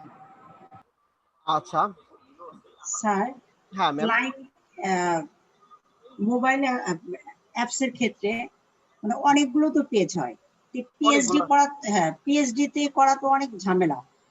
এটিকে ক্লায়েন্ট যদি চায় দেন তখন আমার মানে তার যদি রিকোয়ারমেন্ট থাকে যে আমার পিএইচডি, তখনই তো আমার এটা করতে হবে। হ্যাঁ আপনার যদি আমি এক্সডি তে করব, এক্সডি তে করা তো মানে একসাথে আমি যদি মানে যত ইচ্ছা তত পেজ নিয়ে আমি কাজ করতে আপনি যেটা বলতে চাচ্ছেন সেটা হচ্ছে আর্টবোর্ডের ব্যাপার। আপনি চাচ্ছেন কি একটা এর মধ্যে অনেকগুলো আর্টবোর্ড দিয়ে আপনি ডিজাইনটা করবেন। দেখেন ম্যাম, আর্টবোর্ড কিন্তু আপনি ফটোশপেও নিতে পারেন। এটা কি দেখছেন কি আমি জানি না, এই দেখেন আর্টবোর্ড কিন্তু আমি জানি না এটাই। ও আচ্ছা, তাহলে আমি দেখা দিচ্ছি। তো নিউতে যখন যাবেন আমি কিন্তু আর্টবোর্ড অফ করে দিয়েছিলাম, আপনারা হয়তো খেয়াল করেন নাই তখন। ওয়েবের জন্য গেলে আর্টবোর্ড পাওয়া যায় না? বুঝি নাই স্যার, আবার একটু বলবেন? স্যার ওয়েবের জন্য গেলে তো আর্টবোর্ড পাওয়া যায়, মানে এখানে ফরম্যাটটা যদি ওয়েব হয়। হ্যাঁ ওয়েবে গেলেও আর্টবোর্ড পাবেন। দেখেন আমি আর্টবোর্ডটা অফ করেছি, আমি আসলে তখন বলি নাই, হয়তো আমি মনে করছি আপনারা জানেন, তো আমি আবার দেখা দিচ্ছি। এই যে দেখেন আর্টবোর্ড, দেখেন চেক করা আছে। তো এই জায়গায় আর্টবোর্ড যদি চেক করা থাকে আপনি কিন্তু আর্টবোর্ড বাড়াতে পারবেন। তো ক্রিয়েট করে আর্টবোর্ড বাড়ানো যায়, এরকম ভাবে আর্টবোর্ড বাড়ানো যায়। যদি ওইখান থেকে সিলেক্ট করা যায় না ভাইয়া, যে এরকম 10টা 20টা এরকম সিলেক্ট করা যায় না? দেখতে হবে ম্যাম, এটা আমি আর্টবোর্ড নিয়ে কাজ করি না, আমার আর্টবোর্ড নিয়ে একটু বিরক্তিকর লাগে, তো আমি আর্টবোর্ড অফ করে তারপরে কাজ করি। তো দেখি আমি একটু জায়গা থেকে করা যায় কিনা। অ্যাডভান্স অপশন, স্কয়ার পিক্সেলস, না এই জায়গা থেকে তো সিলেক্ট করার অপশন দেখতেছি না ম্যাম, মনে হয় না সিলেক্ট করা যায় না। তো এই জায়গা থেকে আর্টবোর্ড আপনি চাইলে বাড়াতে পারেন। এই জায়গা থেকে আর্টবোর্ডে যে প্লাসে ক্লিক করেন, 2 প্লাসে ক্লিক করেন, 3, এইভাবে আপনি কিভাবে করলেন ভাই আরেকবার কাইন্ডলি দেখাবেন? আরেকবার দেখাবো, আচ্ছা ঠিক আছে। আপনি আর্টবোর্ডটা নিলে কি করবেন, এই যে একটা আর্টবোর্ড নিছেন, তো আর্টবোর্ডের উপর ক্লিক করবেন, এই যে এইটাতে আর্টবোর্ড লেখাটায়। তো এই যে দেখেন প্লাস আছে, তো উপরে ক্লিক করলে মনে হয় উপরে হবে, আমি জানি না, ক্লিক করে দেখি আসলে কি হয়। হ্যাঁ উপরে হয়, তো উপরে ক্লিক করলে উপরেরটা হয়, ডানে ক্লিক করলে ডানে আসবে একটা, বামে ক্লিক করলে বামে আসবে একটা। এইভাবে আর্টবোর্ড নিয়ে কাজ করতে পারেন। ফটোশপ দিয়ে আপনারা এই কাজটা করতে পারেন, কিন্তু আমার মনে হয় কি এক্সডি দিয়ে কাজটা করাটা বেশি ইজি মনে হয় আমার কাছে। আমার কাছে বেশি ইজি মনে হয়। তো আপনি এক্সডি দিয়ে করতে পারেন, কারণ অ্যাপ ডেভেলপাররা আবার এরকম রিকোয়ারমেন্ট নাই যে আমরা ওই ওয়েব করতে গিয়ে দেখলাম না যে আমরা ফটোশপেই করতে হবে। অন্যটাই করলে কি হয়, আমাদের হয়তো ওয়েব ডিজাইনাররা এখন পর্যন্ত এক্সডিটা ভালোভাবে পারে না, তো তাকে শিখাতে হবে। কিন্তু অ্যাপ ডেভেলপাররা ফটোশপও পারে না, এক্সডিও পারে না, মানে ম্যাক্সিমাম ক্ষেত্রে আমার ক্ষেত্রে যা হয়েছে। তো ওরা ফটোশপটাও ভালোভাবে জানে না, এক্সডিটাও ভালোভাবে জানে না। তো কি হয়, তো তারা ফটোশপেও যেই ঝামেলায় পড়ে, এক্সডিতেও সেম ঝামেলায় পড়ে। তো আপনি এক্সডিতেই করেন, এটাই বেশি ইজি হয় মোবাইলের জন্য। ঠিক আছে ম্যাম? জি জি, ওকে ম্যাম। তো অ্যাপ নিয়ে মনে হয় না আপনাদের খুব বেশি ঝামেলা হবে। আর অ্যাপ নিয়ে আমার মনে হয় কি, আপনারা একটা কাজ শুরু করেন, কাজ শুরু করলে আপনারা প্রবলেমে পড়বেন, কাজ শুরু না করলে প্রবলেমে পড়বেন না, এটা একদম স্বাভাবিক। তো কাজ শুরু করলে প্রবলেমে পড়বেন, আর অ্যাপ নিয়ে কাজ করলে খুব বেশি সময় লাগবে না, আপনারা স্ক্রিন দেখাতে পারবেন। তো স্ক্রিনগুলো করে আমাকে অথবা এজাজ স্যারকে দেখান, তখন প্রবলেম থাকলে ইন্ডিভিজুয়াল প্রবলেমগুলো ধরে ধরে সলভ করে দেওয়া যায়। তো আমার মনে হয় শুরু করেন অ্যাপ নিয়ে, আশা করি প্রবলেমে পড়লে তখন আমরা আরো ভালোভাবে, যদি প্রবলেমগুলো আসে সামনে, তো ইন্ডিভিজুয়ালি সলভ করা যাবে। আর ওয়েব নিয়েও যদি কোনো সমস্যা থাকে, ওয়েব টেমপ্লেট নিয়ে, মানে ওয়েবসাইট নিয়ে, তা ওইটাও বলতে পারেন। হ্যাঁ আমার ওয়েবের একটা প্রবলেম মানে মনে হয়, আমি জাস্ট মানে আমার কনফিউশন জাস্ট সেটা হচ্ছে যে মাল্টি পেজটা আমি আসলে বুঝি না। হোম পেজটা মানে একটা পেজ, যেটা আপনি যে মানে একটা পেজ কোনটা, আর মানে এই এটাই তো কনফিউশনটা যদি দূর করতেন। এই কনসেপ্টটা আপনার ক্লিয়ার না আসলে মাল্টি পেজ কোনটা ল্যান্ডিং পেজ কোনটা? তো হ্যাঁ হ্যাঁ হ্যাঁ ল্যান্ডিং পেজটা হচ্ছে আমাদের হোম পেজ থাকবে, শুধু হোম পেজ। তো শুধু হোম পেজ থাকবে আমাদের একটা পেজ। তো আমি একটা ওয়েবসাইট ওপেন করি, তাহলে আপনাকে দেখাতে পারলে আপনাকে বুঝাতে পারবো ভালোভাবে। তো আমি ওপেন করি আমাদের এটা ক্রিয়েটিভ স্কুল। আচ্ছা, এটা একটা যেহেতু ওপেন হয়ে গেছে, একটা সুখবর আছে আমাদের। এটা কিন্তু এক্সডি তে তৈরি করা হয়েছিল। আমি লাস্ট ক্লাসে বলছিলাম আমি 2-1 দিন পরে এক্সডি ফাইলটা আপলোড দিব, বলছিলাম কি আপনাদেরকে? জি জি জি ওইটা অ্যাপ্রুভ হয়ে গেছে স্যার আর ম্যামেরা আমাদের। এটা আলহামদুলিল্লাহ, এটা আমাদের থিম ফরেস্ট অ্যাপ্রুভ হয়ে গেছে। আর ওইটা আমার প্রথম ফাইলই ছিল এক্সডি নিয়ে। আমি আসলে থিম ফরেস্টে কাজ করি নাই এর আগে কখনো, আমি ক্লায়েন্টের জন্য করছি কিন্তু থিম ফরেস্টে করি নাই। তো এটা আপলোড দিলাম, অ্যাপ্রুভ হলো। তো এইটা ছিল আমাদের সেই ফাইলটা। ধরেন এক্সডিটা না, আমি ওপেন করি আসলে ফটোশপের ফাইল, যেহেতু ফটোশপে আছি। তো কোথায় আছে কি ফাইল ওপেন করব? এটাতে মনে হয় ভালো ওয়েবসাইট নাই এটাতে। তো এইটাই ওপেন করি। ধরেন এই যে এটা হচ্ছে আমার একটা ওয়েবসাইট, যে ওয়েবসাইটটা হচ্ছে এডুকেশনাল ওয়েবসাইট। তো এডুকেশনাল ওয়েবসাইটে এটা হচ্ছে আমার হোম পেজ, যেটা আমি ওপেন করতেছি সেটা হচ্ছে হোম পেজ। আর আমি কিছু ট্যাব কেটে দিই, আমার মনে হয় নাহলে হ্যাং করবে।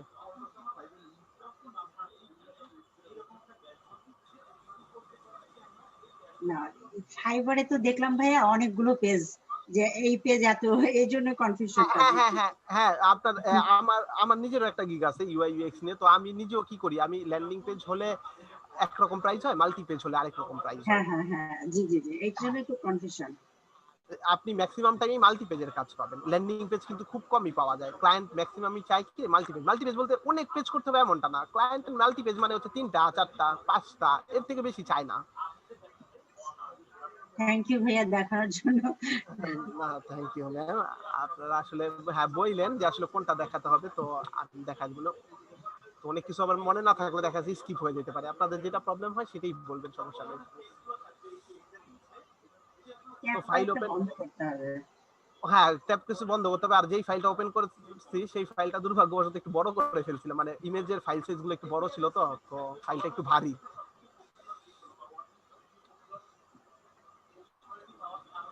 আপনাদের আরেকটা জিনিস আজকে আমি দেখা দিব।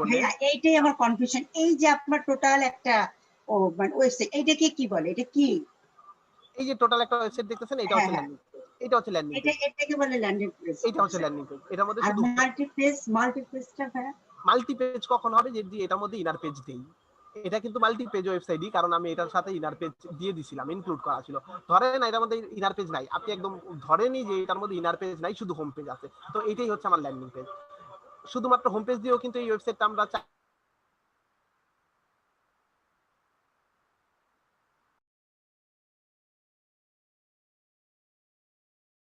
ওয়েবসাইটের মধ্যে ইনার পেজ সহ আছে। তো যারটার মধ্যে সে সহ পাবে তারটাই সে কিনে নিবে। আমারটা অফ হয়ে গেল কেন ফটোশপ?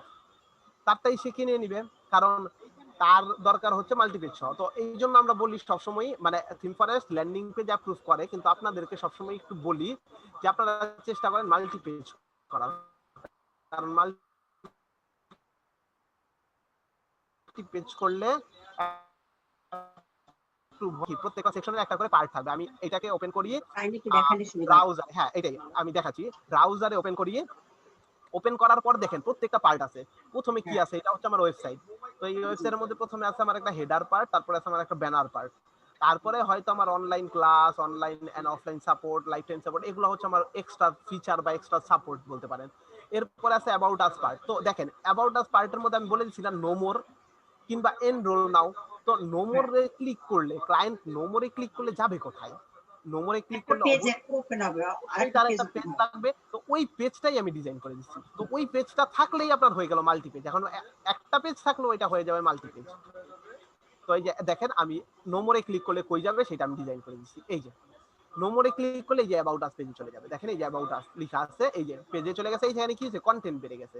এটার মধ্যে কি ছিল, কন্টেন্ট কম ছিল, কিছু ছোট্ট টেক্সট ছিল আর নো মোর বাটন ছিল। তো এখন কি হচ্ছে, অনেক টেক্সট আছে, আবার একটা ভিডিও আছে এই জায়গায়, তারপরে আবার এনরোল নাও বাটনও আছে। তো এইটা হচ্ছে আমার মাল্টি পেজ। আর কিছু কিন্তু নতুন করা হয় নাই, নতুন বলতে আর কিছুই করা হয় নাই। দেখেন এই যে ফুটার আছে, ফুটার আগের মতোই আছে। দেখেন এটার মধ্যে যে ফুটার আছে, ফুটার আগের মতোই আছে। হেডার আগের মতোই আছে, এই যে হেডার। ভাইয়া তাহলে যে এইখানে উপরে যে আমরা মেনু বারে দেই, মেনু বারে বিভিন্ন তাহলে এখানেও তো এক একটা করে পেজ হতে পারে, এক একটা করে পেজ হবে। হ্যাঁ, হ্যাঁ, যে about us, hour course, testimonial, হ্যাঁ, এফএকিউ, এগুলোর জন্য আলাদা আলাদা পেজ হবে। রেজিস্টার পেজ, লগইন পেজ, এগুলোও কিন্তু আপনার করতে হবে। রেজিস্টারে ক্লিক করলে তো একটা পেজ আসতে হবে, লগইনে ক্লিক করলেও তো একটা পেজ আসতে হবে, সেইগুলো আপনার ডিজাইন করে দিতে হবে। আপনি যত বেশি স্বয়ংসম্পূর্ণ ডিজাইন তৈরি করে দিতে পারবেন তত বেশি সেল পাবেন, একদম স্বাভাবিক। আপনি রেজিস্টার লগইন দেন নাই, সব পেজ দিয়েছেন, রেজিস্টার লগইন পেজ দেন নাই, তো ক্লায়েন্ট খুঁজবে কি? যারটার মধ্যে রেজিস্টার লগইন পেজ সহ আছে তারটা কিনে ফেলবে, আপনারটা কিনবে না। কেন কিনবে না? কারণ আপনার পেজ দুইটা কম ছিল। ডিজাইন ভালো হইলেও সে চাবে কি যে ঝামেলা কম যেন হয়। তো খেয়াল রাখবেন যতগুলো আমাদের মাল্টি পেজ করাই বেটার ভাইয়া, তাই না? বেস্ট বলতে পারেন, মাল্টি পেজ করা হচ্ছে বেস্ট। আর থিম ফরেস্ট যদিও এখন পর্যন্ত অফিসিয়ালি বলে যে আমরা ল্যান্ডিং পেজ নেই, কিন্তু তারা কিন্তু ল্যান্ডিং পেজে একটু ঝামেলা করে। ল্যান্ডিং পেজ দিলে কিন্তু হার্ড রিজেক্ট হওয়ার পসিবিলিটি থাকে। তো মাল্টি পেজ করাটা ভালো। মাল্টি পেজ করলে তারা হার্ড রিজেক্টটা কম দেয়, সফট রিজেক্ট পাবেন, হার্ড রিজেক্ট কম দেয়। তো ভাইয়া তাহলে এখানে কয়টা পেজ হচ্ছে একটু কাইন্ডলি দেখি। আচ্ছা, তাহলে আমরা এই জায়গা থেকে ভেবে দেখতে পারবো। এটা একটা পেজ, অ্যাবাউট আস এটা একটা পেজ, দুইটা কোর্স, তিনটা টেস্টিমোনিয়াল, চারটা এফএকিউ, পাঁচটা রেজিস্টার, ছয়টা লগইন, সাতটা। আচ্ছা, তো সাতটা পেজ হওয়ার কথা, দেখি আছে কয়টা পেজ। 1 2 3 4 5 6 7 8 9 10। তো আমি পেজ করছিলাম 10টা। আপনারা দেখতে পারবেন আসলে পেজ কি কি করছি। হোম পেজ, তারপরে অ্যাবাউট আস পেজ, তারপরে করছি আওয়ার কোর্স পেজ। ও আচ্ছা, আরো বাড়বে। আসলে আমরা গোনায় ভুল করছি, আমরা কোর্সের পেজ রাখছি। কোর্স ডিটেইলস লাগবে না ম্যাম? জি জি জি। এই যে কোর্সটা যে লিখছি, এই যে কোর্সে এতটুকু টেক্সট দেখে কি আমার কোর্সে কেউ এনরোল করবে? না না না, হবে না। পুরো টেক্সটটা লাগবে। কি কি লাগবে? যে এই কোর্সের মধ্যে কি কি থাকবে, ধরেন একটা মডিউল পর্যন্ত দরকার হয়, যে এইটার মধ্যে মডিউলটা কি হবে, কি কি শিখাবে এই কোর্সে। তো এই ডিটেইলস এর জন্য একটা পেজ হবে, যেটা মেনুতে নাই। তো এটা মেনুতে থাকবে না, এটা থাকবে আবার ভিতরে। তো এটার জন্য আমার মনে হয় পেজ করা আছে, আমার শিওর মনে নাই, আমি এটা অনেকদিন আগে করছিলাম। আওয়ার কোর্সেস পেজ আছে, আওয়ার ইভেন্টস পেজ আছে, আওয়ার ইভেন্টস। তো আমাদের ইভেন্টের জন্য একটা পেজ রাখা হয়েছিল। তো দেখি এটা কি। এই যে বিভিন্ন ইভেন্ট, তো আপনার এডুকেশনাল ওয়েবসাইট গুলো করলে বিভিন্ন ইভেন্ট রাখা লাগে। তো এই যে এগুলো হচ্ছে ইভেন্ট। হ্যাঁ, আমরা ডিজাইন করার জন্য, মাল্টি পেজ ডিজাইন করার জন্য মানে অনেকগুলো পেজ কোথায় পাবো? মানে আপনার থিম ফরেস্টে গেলে এরকম মাল্টি পেজের, হ্যাঁ পাবেন, ওই জায়গা থেকে আইডিয়া নিতে পারবেন। কিন্তু ভাই আমি তো অনেক দেখেছি ওরকম তো পাওয়া যায় না, ল্যান্ডিং পেজে দেখায়। না ম্যাম, তাহলে মানে আপনি মনে হয় ভুলে ল্যান্ডিং পেজ ক্যাটাগরিতে আছেন, আপনি একটু চেক করবেন। এই জায়গায় একটা ক্যাটাগরি আছে ল্যান্ডিং পেজ, তো ওই ক্যাটাগরিতে থাকলে আপনি মাল্টি পেজ পাবেন না। এই যে মার্কেটিং নামে মনে হয় একটা ক্যাটাগরি আছে, যে মার্কেটিং এর ভিতরে ল্যান্ডিং পেজ। তো এই জায়গায় গেলে আপনি মাল্টি পেজ পাবেন না। আপনার যেতে হবে কোথায়? ইউআই টেমপ্লেটে চলে আসতে হবে। ইউআই টেমপ্লেটে তারপরে সার্চ করবেন আপনি যেই রিলেটেড কাজ করতে চান। এডুকেশনাল করবেন তাহলে সার্চ করেন এডুকেশনাল, এজেন্সি করবেন তাহলে সার্চ করেন এজেন্সি। তো সার্চ করলে যেটা পাবেন ম্যাক্সিমামই মাল্টি পেজ পাবেন। এই যে দেখেন বলে দিয়েছে 3 ইউনিক লেআউট, তার মানে 3টা ইউনিক লেআউট আছে, মানে 3টা আলাদা আলাদা হোম পেজ আছে। তো এটা মাল্টি পেজ না, হয়তো শুধু হোম পেজই আছে। তারপরে দেখবেন যে লিখাই থাকবে, বাইরে লিখা থাকবে 40টা পেজ, 50টা পিএইচডি ফাইল, 10টা পিএইচডি ফাইল, তো লেখাই থাকে। এই দেখেন এই জায়গায় লেখা আছে কি 11টা এক্সডি ফাইল, তার মানে কি 11টা পেজ আছে, একটা হোম পেজ। বাকি 10টা হচ্ছে আপনার ইনার পেজ। ইনার পেজ তো পাবেন। আপনি মনে হয় ওই ক্যাটাগরিতে ছিলেন তাই পাবেন। হ্যাঁ জি। তো পাবেন ম্যাম, বুঝলেই পাবেন। থ্যাংক ইউ ভাইয়া, অনেক কনফিউশন দূর হয়ে গেছে। Thank you ma'am. আচ্ছা, ইভেন্টে ছিলাম, এখন ইভেন্টের পরে আমরা আসি ইভেন্ট ডিটেইলসে। তো ইভেন্টে থাকলেই তো হবে না, ইভেন্ট ডিটেইলসও দরকার হবে। তো ইভেন্ট ডিটেইলসে আসি আমরা। এই যে ইভেন্ট ডিটেইলস, তো ইভেন্টে ক্লিক করবে কোথায়? ধরেন জয়েন নাওতে ক্লিক করলো। তো জয়েন নাওতে ক্লিক করলে সে চলে আসবে কোথায়? এই জায়গায়। জয়েন নাওতে ক্লিক করলে সে জয়েন করে ফেলতে পারবে না। জয়েন নাওতে ক্লিক করলে সে ডিটেইলসে চলে আসবে, তারপরে সে জয়েন করবে, কারণ সে আগে জানুক ভালোভাবে। এই যে ইভেন্ট সম্পর্কে রেটিং বলা আছে, সিট ক্যাপাসিটি বলা আছে, কয়জন আসবে সেটা বলা আছে, ডিটেইলস বলা আছে, কোথায় হবে এবং কয়টা থেকে কয়টা পর্যন্ত হবে সব বলা আছে। এরপর জয়েন নাও আছে এবং নোটিফাই মি লেটার বলা আছে। তো নোটিফাই মি লেটার বাটনে ক্লিক করলে কি হবে? তাকে পরবর্তী সময় নোটিফাই করবে। তো আমার উচিত ছিল কি এইটার জন্য আলাদা আরেকটা পেজ করা। নোটিফাই মি তে ক্লিক করলে তার আরেকটা ড্যাশবোর্ডে আরেকটা জায়গা থাকা উচিত ছিল। সে একটা না, সে 10টা ইভেন্টে এরকম দিয়ে রাখছে নোটিফাই মি। তো আমার 10টা ইভেন্ট একটা জায়গায় দেখানো লাগবে না ম্যাম? জি জি। তো আমার উচিত ছিল আরেকটা পেজ ডিজাইন করা, যদিও আমি এটা করি নাই। তো আপনার নিজের খুঁজে বের করতে হবে আসলে প্রত্যেকটা বাটনে ক্লিক করলে, প্রত্যেকটা জায়গায় ক্লিক করলে কোন পেজটায় যাওয়া উচিত এবং সেই পেজটা আপনার দেওয়া উচিত। বুঝা গেছে স্যার আর ম্যামেরা? জি। তো মাল্টি পেজ এইভাবেই করতে হবে। আর মাল্টি পেজে একটা জিনিস সবসময় খেয়াল রাখবেন, সেটা হচ্ছে ব্রিড ক্রাম, এই যে উপরের যে পার্টটা আর নিচের যে ফুটারটা, এটা মোটামুটি হোম পেজের সাথে সিমিলার থাকবে। আর এগুলা ইনার পেজে সবগুলারই সেম, দেখেন সবগুলারই সেম, শুধু নাম চেঞ্জ হয়। আবার ইভেন্ট ডিটেলস তো নাম চেঞ্জ হবে, আর ফুটার সেম থাকবে, মাঝখানের এই অপশনটা চেঞ্জ হবে। আমি নিজে একদিনে ইনার পেজ করতে বললে আমার নিজে 2 থেকে 3টা ইনার পেজ করতে পারি। তো হোম পেজ শেষ হয়ে গেলে আপনি একদিনে ইনার পেজ করতে পারবেন 2 থেকে 3টা। তো আপনি যদি 10 দিন সময় নেন দেখবেন 30টা ইনার পেজ করে ফেলছেন। তো অনেক কষ্টের কিছু না, ইনার পেজ গুলো অনেক বেশি ইজি। হোম পেজটা ইউনিক করে, ইনার পেজ গুলো দেখবেন অনেক ইজি হয়ে গেছে। বোঝা গেছে? তো আরো যদি কোনো কনফিউশন থাকে জিজ্ঞেস করতে পারেন। ভাই আপনার এটা করতে কতক্ষণ লাগছে? এইটা করতে প্রথম হোম পেজটা করতে সময় লাগছে মনে হয় 5 দিন, পরবর্তী ইনার পেজ আছে কয়টা, বাকি 9টা। তো পরবর্তী ইনার পেজ করতে সময় লাগছে হয়তো 3 দিন। তো 8 থেকে 10 দিনের মতন সময় লাগছে, 8 থেকে 10 দিনের মতন। এই ক্ষেত্রে আমরা গ্রুপ করলে আরো ভালো হয়। স্যার একটা প্রশ্ন, হ্যাঁ গ্রুপ করলে আরো ভালো হয়। ধরেন হোম পেজ একজন করে দিয়ে দিলেন, ইনার পেজটা সে ওই প্যাটার্নটা ফলো করে ইনার পেজ গুলো করে দিল। হ্যাঁ করতে পারেন, গ্রুপ করেও কাজ করা যায়। স্যার একটা প্রশ্ন ছিল স্যার। হ্যাঁ স্যার বলেন। স্যার একটু এইটাই স্ক্রল করবেন নিচের দিকে। হ্যাঁ হ্যাঁ অবশ্যই স্যার, একবার দেখবো আর কি স্যার। আরো করবো স্যার স্ক্রল? জি স্যার। স্যার এখন প্রশ্নটা হচ্ছে যে যদি আমি সমস্ত কন্টেন্ট যেগুলো উপরে ছিল আর কি প্রোগ্রেস বারের উপরে স্যার, একবারের উপরে অপশন স্যার হোম কন্টাক্ট হ্যাঁ আস হ্যাঁ যেগুলো আচ্ছা ছিল, আমি যদি স্যার সবগুলোকে একটা পেজে নিয়ে আসি যেটাকে ওয়ান পেজ বলা হয় আর কি, হ্যাঁ আর ওইখান থেকে যদি স্যার আমি ইনার পেজ নিয়ে রাখি, যেমন হচ্ছে যে আপনি যেটা বলেন নোটিফাই মি লেটারের জন্য একটা ইনার পেজ এক্সট্রা, এরকম টাইপের যদি স্যার আমি ইনার পেজ নিয়ে থাকি পরে, হ্যাঁ তাহলে এটা কোন ক্যাটাগরিতে পড়ে? Multipage category. আচ্ছা, সবগুলোকে আমি একটা পেজে নিয়ে আসছি, দেন হচ্ছে আমি জাস্ট এখান থেকে ইনার পেজ করতেছি আলাদা আলাদা সেকশনের জন্য। হ্যাঁ হ্যাঁ, তাহলে মাল্টিপেজ ক্যাটাগরিতে পড়বে। আপনি 2টা পেজ মানে একাধিক পেজ থাকলে, আপনার একটা ওয়েবসাইটে একাধিক পেজ বা একাধিক পিএইচডি থাকলেই সেটা মাল্টিপেজ, আর একটা পিএইচডি থাকলে সেটা ল্যান্ডিং পেজ। আর ল্যান্ডিং পেজটা প্রবলেমিত না করাটা ভালো, মানে করতে তো হবেই। তো এখন এই ল্যান্ডিং পেজটা থিম ফার্স্ট আপলোড না দেওয়াটা ভালো, কারণ এটা একটু সমস্যা আছে হার্ড রিজেক্ট দেওয়ার।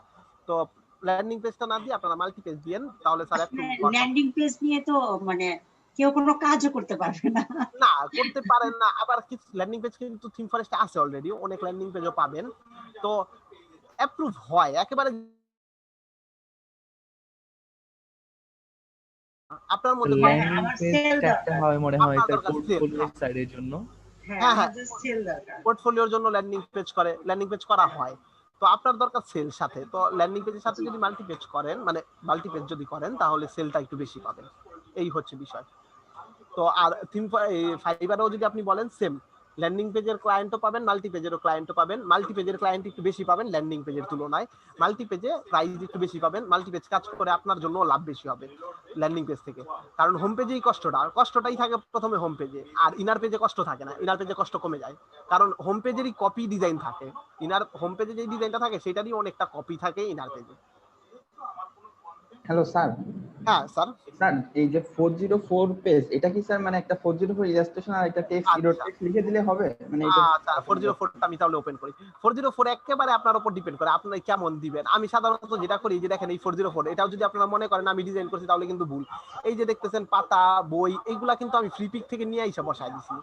তো এটা কিন্তু আমার নিজের তৈরি করা ইলাস্ট্রেশন না, জাস্ট কনসেপ্টটা হয়তো আমার, যে 4 এর পরে আমি 0 না দিয়ে এই জায়গায় পাতা বই খাতা এগুলো দিয়ে দিব, এইটা ধরেন জাস্ট কনসেপ্ট। আর বাকি কাজ কিন্তু আমি ফ্রি পিক থেকে নিয়ে এসে বসাচ্ছি। তো 404 এরকম একটা ডিজাইন করে দিবেন, কেন যদি কোনো পেজ না পায় তাহলে যেন এরকম একটা সুন্দর একটা 404 পেজে নিয়ে আসে, এই জন্য।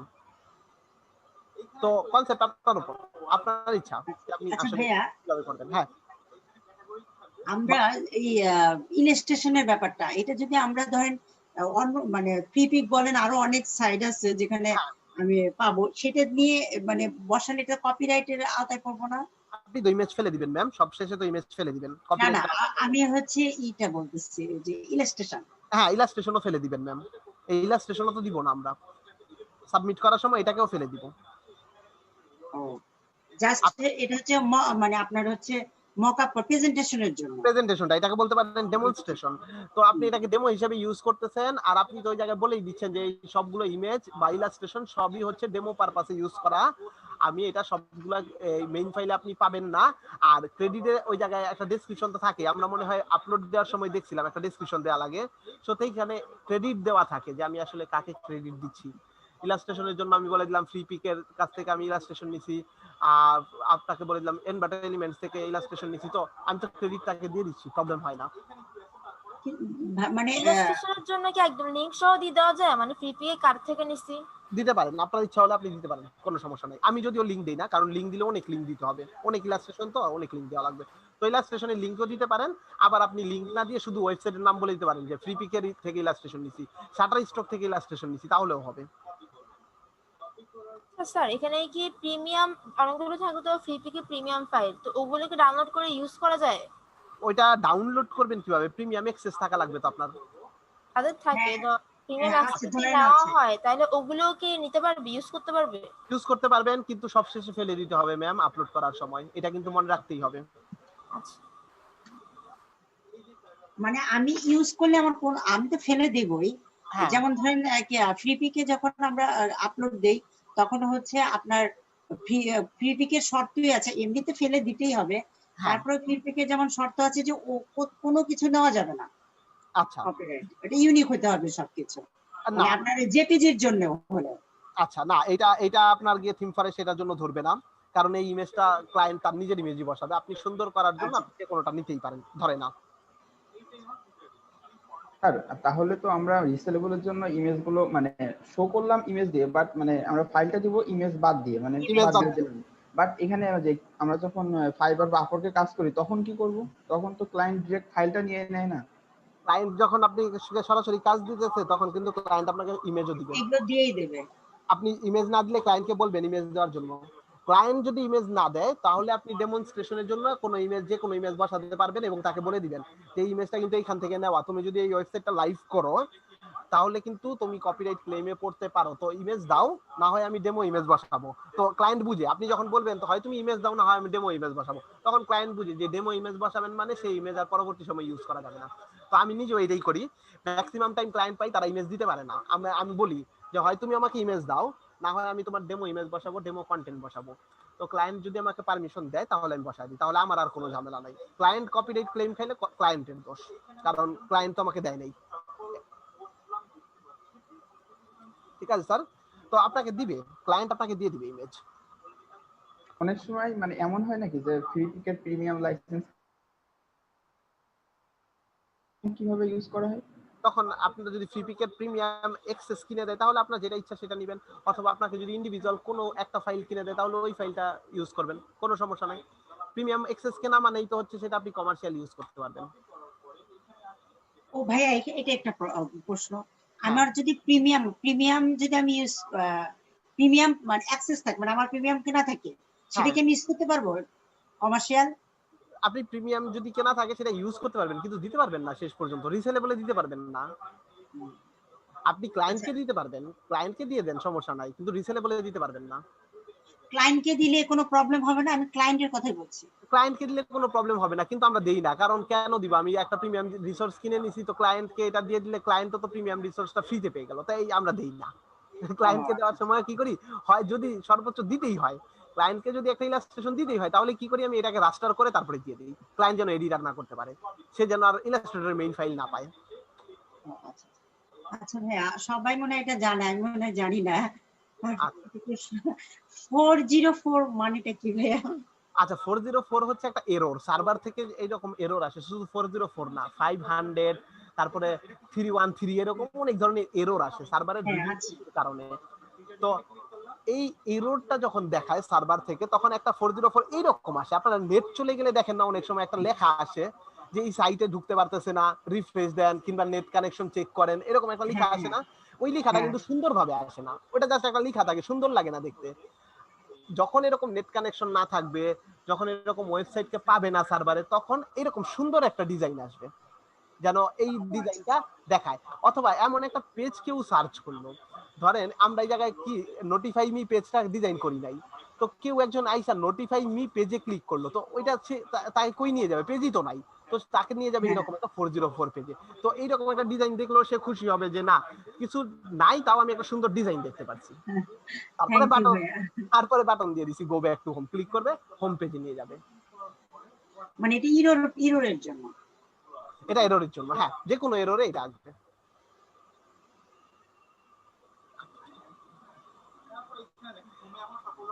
তো আর কোনো কোশ্চেন স্যার আর ম্যামেরা?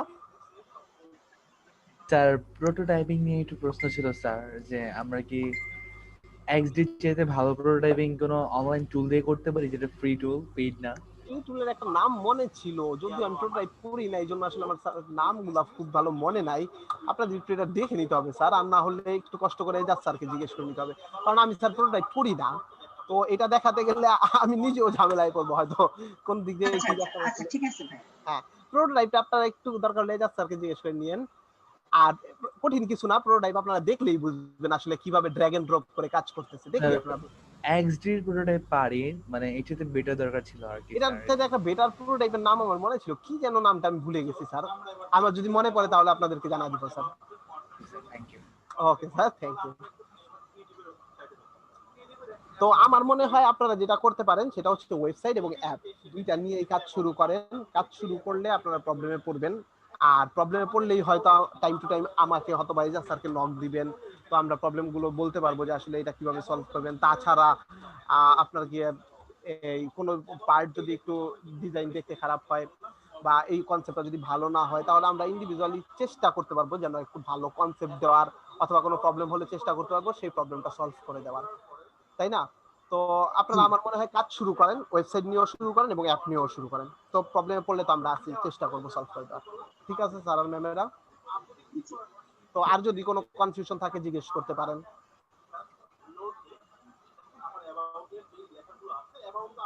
তো আমি আজকে আপনাদের কাছে কোশ্চেন নিতেছি কারণ এই স্যার আমাকে বলে নাই আসলে কোন টপিক নিয়ে ক্লাস করতে হবে, তো আমি আপনাদেরকে জিজ্ঞেস করতেছি আপনাদের কোনো প্রবলেম যেটা যেটা জানার দরকার। আমি আসলে আমি আসলে আপনাদের ফ্লোটা জানি না, আপনারা ক্লাসের কোন ফ্লোতে আগাচ্ছেন বা কোন পার্টে আছেন, কোন পার্ট থেকে কোন পার্টে যাবেন, তো আমার আসলে ধরা সম্ভব না ওই জায়গাটা। আমি আরেকটা জিনিস দেখা দিব বলছিলাম, সেটা আমি আপনাদেরকে দেখা দিতে পারি। সেটা হচ্ছে থিম ফরেস্ট বা রিসেলেবল মার্কেট প্লেসে আপলোড দেওয়ার সময় অনেক সময় ফাইল যদি একটু ভারী হয়ে যায়, যদি ধরেন ফাইল হয়ে গেল 1 জিবি বা 2 জিবি, তখন না ফাইল আপলোড দিতে পারবেন না। একটা টাইম পরে দেখবেন যে আপনার ওই সার্ভার এরর দেখাবে, তো আপনার আপলোড হয় না। তো আমি এই জিনিসটা আপনাদেরকে একটু দেখা দিই যে এরকম যদি প্রবলেমে পড়েন তাহলে কি করবেন। এটা যদিও এখনো পড়বেন না, আপলোড দিতে গেলে আপনারা পড়বেন এই প্রবলেমটা, তো আমি এখনই দেখা দিই তাহলে আপনারা হয়তো মনে রাখতে পারবেন। আমি ওপেন করি ক্রমটা, কারণ আমার লগইন করা আছে ক্রমে একটা থিম ফরেস্টের অ্যাকাউন্ট। তো থিম ফরেস্টে আসলে পরে আপনি যেটা করবেন, ভাই একটা মানে এখন মনে পড়েছে, আমি লিখে রাখছিলাম, সেটা হচ্ছে দুইটা কম্পিউটার কিন্তু একটা লাইন, একটা নেট লাইন, ঠিক আছে ভাই? আমি কি থিম ফরেস্টের জন্য দুইটা অ্যাকাউন্ট ওপেন করতে পারি? থিম ফরেস্ট আপস্ল্যাবস পারবেন পারবেন। আমার নিজেরই চলতেছে, আমার বাসায় একটা ল্যাপটপ একটা পিসি, লাইন আমার একটাই কিন্তু অ্যাকাউন্ট চলতেছে আমার দুইটা। ও মানে দুইটা ল্যাপটপে আমি দুইটা অ্যাকাউন্ট ওপেন করতে পারবো? দুইটা ল্যাপটপে দুইটা অ্যাকাউন্ট আমি চালাইতেছি। আইডি আলাদা করতে হবে এই তো, মানে ইনফরমেশন সবকিছু আলাদা? হ্যাঁ হ্যাঁ, আইডি আলাদা হতে হবে, এটা কিন্তু খেয়াল রাখতে হবে। আইডি কিন্তু আবার একটা দিয়ে দিন না এইটা এর জন্য ক্লিয়ার হলাম। আচ্ছা, তাহলে এই যে আপলোড করতে গেলে না এই প্রবলেমটা আসলে এখন এই যে আপলোড করতে গেলে মাঝে মাঝে ফাইল ভারী হয়ে যায়। দেখা যাচ্ছে পিএইচডি ফাইল তো আপনারা জানেনই, পিএইচডি ফাইল অনেক সময় কন্ট্রোল করা যায় না, অনেক বড় হয়ে যায়। তো পিএইচডি ফাইল যখন ভারী হয়ে যায় তখন আপলোড দেয় না। ধরেন 1 জিবি হয়ে গেছে বা 600 বা 700 এমবি হয়ে গেছে, তখন আপলোড না হলে না আপনারা এই যে এই এফটিপি সার্ভিসের মাধ্যমে আপলোড করতে পারবেন। এফটিপি সার্ভিস, তো এফটিপি সার্ভিসে আপলোড করার জন্য আপনার যেটা করতে হবে সেটা হচ্ছে একটা এফটিপি সার্ভার ক্লায়েন্ট লাগবে। তো এটার ভালো একটা উপায় হচ্ছে আপনাদের একটা ভিডিও লিংক দিয়ে দিচ্ছি, সেইটা দেখে নেবেন, ভালো আইডিয়া পাবেন এফটিপি সার্ভারে কিভাবে আপলোড করবেন। আর ভাইয়া হ্যাঁ আমি যদি দুইটা ব্রাউজার ইউজ করি তাহলে কি প্রবলেম আছে? হ্যাঁ প্রবলেম আছে, তাহলে প্রবলেম আছে, কারণ দুইটা ব্রাউজার ইউজ করলে আপনার ম্যাক অ্যাড্রেস একটাই পাবে পিসি। তার মানে দুইটা পিসিতে ব্যবহার করা বেটার? দুইটা পিসিতেই ব্যবহার করা বেটার। দুইটা পিসিতে যদি একটা অ্যাকাউন্টে ঢুকি, অ্যাকাউন্ট কি ব্লক হবে? হ্যাঁ, দুইটা পিসি দিয়ে যদি একটা অ্যাকাউন্টেই ঢুকেন আর ধরেন আমার একই ওয়াইফাই আন্ডারে আমার একটা পিসিতে ভিপিএন অ্যাড করা আছে, আরেকটা ল্যাপটপে ভিপিএন অ্যাড করা নাই, তো এটা থেকে প্রবলেম হবে? বুঝি নাই ম্যাম, আবার একটু বলবেন। আমার ডেস্কটপের মধ্যে ভিপিএন অ্যাড করা আছে হ্যাঁ। আর ফ্রান্সের ভিপিএন, কিন্তু ল্যাপটপের মধ্যে ভিপিএন অ্যাড করা নাই, তো সেই হিসেবে কি আমি দুইটা ল্যাপটপ থেকে কি দুইটা আলাদা আলাদা অ্যাকাউন্ট ইউজ করতে হবে নাকি একটা অ্যাকাউন্টেও প্রবলেম হবে? আচ্ছা ম্যাম, আবার যদি একটু বলতেন কষ্ট করে, কারণ আমি আসলে এখনো আমি বুঝতেছি না আপনি কি জানতে চাচ্ছেন। ধরেন আমার ডেস্কটপের মধ্যে হ্যাঁ। যে ভিপিএনটা অ্যাড করা আছে ওটা হচ্ছে ফ্রান্সের ভিপিএন, আচ্ছা আর এখান থেকে আমার যে এনভার্টো অ্যাকাউন্টটা আছে তো এখানে আমি বাংলাদেশের অ্যাকাউন্ট থেকে লগ ইন করি। আচ্ছা ইদানিং ভিপিএনটা অ্যাড করছি। আচ্ছা আর আরেকটা ল্যাপটপ আছে ওইখান থেকে এখনো কোনোটা লগ ইন করি নাই, তো আচ্ছা এই একটা অ্যাকাউন্ট এই দুইটাতে আলাদা আলাদা অ্যাড্রেস থেকে ঢুকলে কি ব্লক খাবে নাকি? আচ্ছা, তো আপনার অ্যাকাউন্ট হচ্ছে দুইটা, আপনি লগ ইন করেন কি একটা পিসি থেকেই, তাই তো? আমার অ্যাকাউন্ট একটা, এখন দুইটাতে ঢুকলে ব্লক খাবে নাকি? একটা ভিপিএন আছে আরেকটাতে ভিপিএন নাই। তাহলে আমি থিম ফরেস্টের রুলটা বলি, মানে এনভার্টর রুলটা বলি। এনভার্টর রুল হচ্ছে আপনি একটা অ্যাকাউন্ট দুইটা পিসিতে অ্যাক্সেস করতে পারবেন না, কিংবা একটা অ্যাকাউন্ট দুইটা পিসিতে অ্যাক্সেস করতে পারবেন না, আবার আপনার গিয়ে দুইটা অ্যাকাউন্ট একটা পিসিতে অ্যাক্সেস করতে পারবেন না, মানে মাল্টিপল অ্যাকাউন্ট একটা পিসিতে অ্যাক্সেস করতে পারবেন না। তো আপনার যদি একটা অ্যাকাউন্ট হয় আর পিসি যদি হয় দুইটা, তাহলে এটা আপনি পারবেন না, দুইটা পিসিতে আপনি ইউজ করতে পারবেন না। আর যদি এমন হয় যে আপনার দুইটা অ্যাকাউন্ট, তো ওই দুইটা অ্যাকাউন্ট আপনি আবার একটা পিসিতে ইউজ করতে পারবেন না, তাহলে কিন্তু তাদের টার্মস এন্ড কন্ডিশন ভায়োলেশন হয়। তো এখন ব্লক না করলো, মানে সাসপেন্ড না করলো, পরবর্তী সময় সাসপেন্ড হওয়ার একটা পসিবিলিটি থাকে। হ্যাঁ, পরবর্তীতে তো প্রবলেম হতে পারে, মানে আমি ডেস্কটপ থেকে যে অ্যাকাউন্টটা চালাই ওটা তুমি ল্যাপটপ থেকেও ঢোকার প্রয়োজন হতে পারে, মানে একটাই অ্যাকাউন্ট দুই জায়গা থেকে ঢুকলে প্রয়োজনীয়তা দরকার হলে আসলে রিস্ক থাকে একটা, আসলে ঢুকি না যে আমরা তা না। আমার এই যে অফিসের যে অ্যাকাউন্টটা এখন আমরা মাত্র ঢুকলাম, এই যে দেখেন এই অ্যাকাউন্টটাও কিন্তু মাল্টিপল পিসিতে অ্যাক্সেস করা হয়, এখন পর্যন্ত কোনো প্রবলেম হয় না। কিন্তু আবার আমি আমার অ্যাকাউন্ট যেটা আছে, তো আমি কিন্তু আমারটা একটাতেই অ্যাক্সেস করি, কারণ এই প্রবলেমটা আমি ফেস করছি এর আগে একবার, আমার একটা অ্যাকাউন্ট এইভাবে সাসপেন্ড হয়ে গেছিল। তো এই জন্য আমি আসলে ওই রিস্কটা আর যাইতে চাই না যে একটা অ্যাকাউন্টে দুইটা পিসি থেকে অ্যাক্সেস করা। টিম ভিউয়ার দিয়ে করেন আপনার দরকার হলে। আমি ফাইল আপলোড করি কিভাবে, আমি ল্যাপটপে আমার থিম ফরেস্টের অ্যাকাউন্ট আছে, তো আমি আমার ডেস্কটপ থেকে অ্যাক্সেস করি। তো আমি কি করি, টিম ভিউয়ার দিয়ে ডেস্কটপ দিয়ে ল্যাপটপের অ্যাকাউন্ট দিয়ে আমি ফাইল আপলোড করি। তো এইটা করাটা আমার মনে হয় বেটার, রিস্ক নিয়ে লাভ নাই ম্যাম। আচ্ছা আচ্ছা, ওকে স্যার, থ্যাংক ইউ। আচ্ছা ভাইয়া একটা কথা, মানে লগ আউট করে করে ইউজ করলে কি কোনো সমস্যা হবে? হ্যাঁ স্যার, লগ আউট করে ইউজ করলেও, মানে এটা থিম ফরেস্টে হয় নাই, কিন্তু গ্রাফিক রিভারে এরকম আমার দেখা অনেকের অ্যাকাউন্ট সাসপেন্ড করে দিয়েছে 2016 সালে একসাথে আমার পরিচিত অনেকের অ্যাকাউন্ট সাসপেন্ড করে দিয়েছে একটা কারণে, যে তারা বিভিন্ন জায়গায় লগ ইন করছে।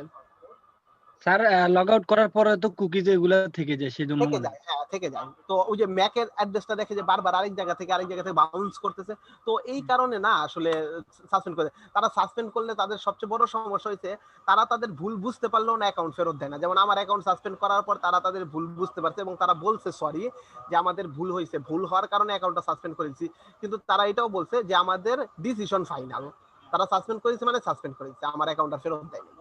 তো এটা তারা ফেরত দেয় না।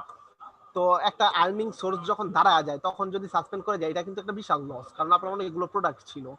আমার দেখা একজন ছিল, তার মনে হয় 1500 প্রোডাক্ট ছিল গ্রাফিক রিভারে, যার আর্নিং ছিল প্রায় 2 থেকে 2.5 লাখ টাকা প্রতি মাসে। তো তার অ্যাকাউন্ট সাসপেন্ড করেছে, সে গ্রামে চলে গেছে মনের দুঃখে, কাজ ছেড়ে। এরপর এখন প্যারিস চলে গেছে, এখন আর ফ্রিল্যান্সিং মনে হয় ক্রিয়েটিভ মার্কেটে করে, গ্রাফিক রিভারে মনে হয় না করে। মানে সে বলছিল আমি আর কাজ করব না, এমন একটা হতাশা আসছে তার মধ্যে। ভাইয়া তাহলে আমাদের জন্য বেস্ট হয় আগে টার্মস এন্ড কন্ডিশন গুলো খুব ভালো করে পড়ে। টার্মস এন্ড কন্ডিশনের জন্য তারা একটা ওয়েবসাইটে তারা একটা পেজই রেখে দিয়েছে। তো আমার মনে হয় সবার আগে টার্মস এন্ড কন্ডিশন ভালোভাবে পড়েন, এগুলা যেন কোনোভাবে ভায়োলেশন না হয়। আচ্ছা আচ্ছা আচ্ছা, এটাই মানে যে কোনো মার্কেট প্লেসে কাজ করার আগে টার্মস এন্ড কন্ডিশন গুলো একটু ভালো করে। আচ্ছা হ্যাঁ, ভালো হবে। আমি এই যে একটা লিংক দিয়ে দিচ্ছি, আপনারা এফটিপি সার্ভার দিয়ে কিভাবে আপলোড করবেন, এই যে এইটা আপনারা দেখতে পারেন। এইটা খুব ভালো একটা ভিডিও দেখানো আছে, যেটার মধ্যে আপনারা এই দেখতে পারবেন যে হ্যাঁ, লিংকটা আমার চ্যাট বক্সে একটু দিয়ে দেন কাইন্ডলি। যে আপনাদের যদি ফাইল সাইজ বড় হয়ে যায় এবং সেটা যদি আপলোড না নেয় কখনো কোনো কারণে যদি আপলোড না নেয় সে থিম ফরেস্টে, তো আপনারা এইভাবে আপলোড করতে পারেন। শুধুমাত্র এটা কিন্তু থিম ফরেস্টের জন্য না, এইটা দিয়ে কিন্তু আপনি যে কোনো জায়গায় আপলোড করতে পারবেন এফটিপি সার্ভার। আর এফটিপি সার্ভার দিয়ে আপলোড করার জন্য আপনারা যেটা করতে হবে সেটা হচ্ছে অবশ্যই আপনার একটা এফটিপি সার্ভার ক্লায়েন্ট লাগবে। আর এফটিপি সার্ভার ক্লায়েন্টের জন্য আমি যেটা রেকমেন্ড করি সেটা হচ্ছে ফাইলজিলা। আমার পছন্দ হচ্ছে ফাইলজিলা। তো আপনারা ফাইলজিলাটা ডাউনলোড করে ইনস্টল করে নিতে পারেন, ওই ভিডিওতে দেখানো আছে। তো আপনারা ভিডিওটা দেখে নিন, ক্লিয়ার হয়ে যাবেন আপলোড দিতে প্রবলেম হলে। আর প্রবলেম না হলে সমস্যা নাই। ঠিক আছে, তো আমার মনে হয় হ্যাঁ হ্যাঁ বলেন। আমার আগের দিন মানে একটা সমস্যা ছিল, সেটা হলো আমি একটা ইউআই কিট নামাইছিলাম, সেটা হচ্ছে মানে কোথা থেকে জানি ভুলে গেছি কোথা থেকে। এখন এটা আমি ফিগমাতে ওপেন করতে যাচ্ছিলাম, এখন মানে এক্সটেনশন ছিল .dmg, মানে এইটা আমি মানে ফিগমাতে আমি মানে ইউটিউব করলাম, দেখলাম ওরা জিপ করে মানে করছে, আমি ওইভাবে মানে করতেই পারলাম না ঠিকভাবে, মানে ওপেনই করতে পারলাম না। এটা যদি দেখাতেন মানে ডিএমজি ফাইল স্যার এইটা যেটা হয়েছে বিষয় স্যার, আমি ফিগমা নিয়ে কখনোই কাজ করি নাই। তো স্যার এইটা এক্সডি তে ওপেন করলে হবে স্যার? এক্সডি তে ওপেন করলে এক্সডি মনে হয় আমার এই জায়গায় ইনস্টল দেয়া আছে কিনা দেখি। আচ্ছা ডিএমজি আমি এক্সডি তেও মানে ওপেন করতে মানে পারি না, মানে কোথাও মানে ঠিকমতো হয় না। আমি এক্সডি তে যেটা করি, আমি এক্সডি তে করি কি ওই জিনিস ই করি, আমার যদি কোনো এই কিট দিতে হয় তো আমার ইউআই কিট যদি আমার দিতে হয় কোনো কিট, তাহলে ওই যে আমি প্লাগইন থেকে দিয়ে দেই।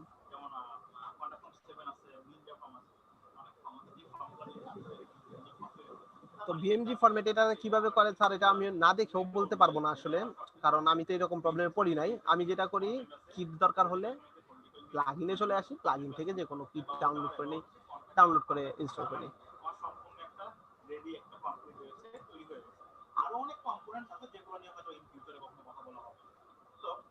তো এইটা হচ্ছে এইচডি ফাইল।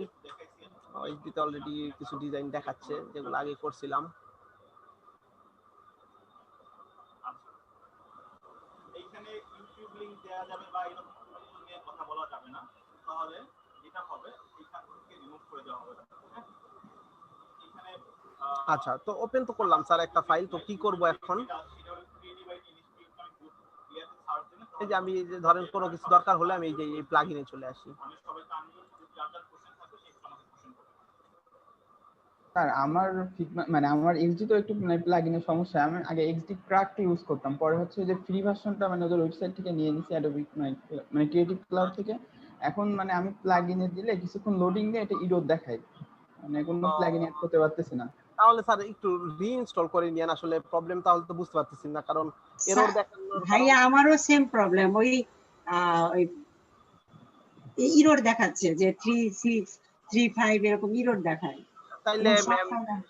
তাইলে ম্যাম আবার একটু রিইনস্টল করে নিয়েন, কারণ আসলে এইরকম প্রবলেম তো হ্যাঁ 10-12 বার করেছি তাও কাজ হয় না। তাহলে এটার সলভেন্সি কি দিব ম্যাম? আমি তো এই প্রবলেমে পড়ি। তার এররটা হচ্ছে অ্যাডোবি ক্রিয়েটিভ ক্লাউডের জন্য স্যার। আচ্ছা এটা করা হয়েছে খুব ফোর্স করে, যে কারণে স্যার একটা অ্যালগরিদম মিসিং হয়েছে, আর এখান থেকে স্যার এররটা বের হচ্ছে বারবার। আর এটা এভাবে ঠিক হয় না স্যার, অনেক সময় ঠিক হয় এবং চলে যায়। সবচেয়ে ভালো হচ্ছে যে আবার নতুন করে উইন্ডোজ সেটআপ দেওয়া, দেন হচ্ছে কি যে আরেকটা সফটওয়্যার ইউজ করা। আচ্ছা আচ্ছা, তো এইটা আপনি বলতে পারেন অ্যাডোবি এক্সডি দিয়ে একটা বাগ বলতে পারেন। তাহলে তো এরকম বাগ থাকলে আপনার আর কিছু করার থাকে না, তো নেক্সট আপডেটে হয়তো ঠিক হয়ে যাবে। তো এরকম বাগ থাকলে অনেক সময় নেক্সট আপডেটে ঠিক হবে না স্যার, কারণ এটা ব্যাকডেটেড ছিল স্যার। যেগুলো আপডেটেড স্যার ওগুলাতে সমস্যা হয় না স্যার। হ্যাঁ, তাহলে এটা হতে পারে। আমি এই যে আমারটা কিন্তু একদম রিসেন্ট আপডেট করা, তো আমারটাই কিন্তু প্রবলেম হয় না। দেখেন আমি একটা এই দিয়ে রাখছি প্লাগইন, এই যে আইকনস ফর ডিজাইন। তো এই যে ইউআই ফেস, এটাও আমি চাইলে ইনস্টল করে নিতে পারি। তো ইনস্টল করে নিলে ইউআই ফেস নিয়ে আমি কাজ করতে পারবো। তো আমারটাই কোনো প্রবলেম আমি পাচ্ছি না, তাহলে আসলে এই দেখেন প্লাগইন ইনস্টল হয়ে গেছে। তো ইউআই ফেস এই জায়গা থেকে আমি চাইলে ইউজ করতে পারবো। তো আপনারা হয়তো আপডেট করেন নাই, তো ক্রিয়েটিভ ক্লাউডে গিয়ে আপডেটটা করে দেন। কিভাবে আপডেট করবেন? ক্রিয়েটিভ ক্লাউডে যাবেন, তাহলে দেখবেন কি ওই জায়গায় আপডেট অপশন আছে। যদি আপডেট অপশন থাকে, যদি আপডেট অপশন যদি থাকে তাহলে আপনারা আপডেট করবেন। আর আপডেট অপশন না থাকলে বুঝবেন যে আপনার এক্সিট একদম আপ টু ডেট আছে, কোনো প্রবলেম নাই। তো আমি এখন ঢুকলে আমাকে আপডেট করার অপশন দেখাবে না, কারণ আমি একদম আপ টু ডেট আছি, আমি রিসেন্ট আপডেট করছি। তো দেখি ক্রিয়েটিভ ক্লাউডটা আছে কিনা এই জায়গায়।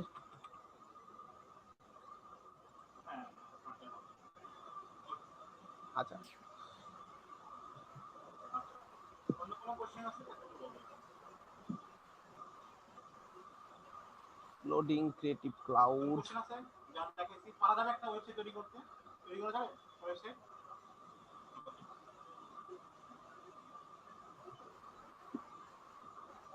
কি বলছেন নাম কি?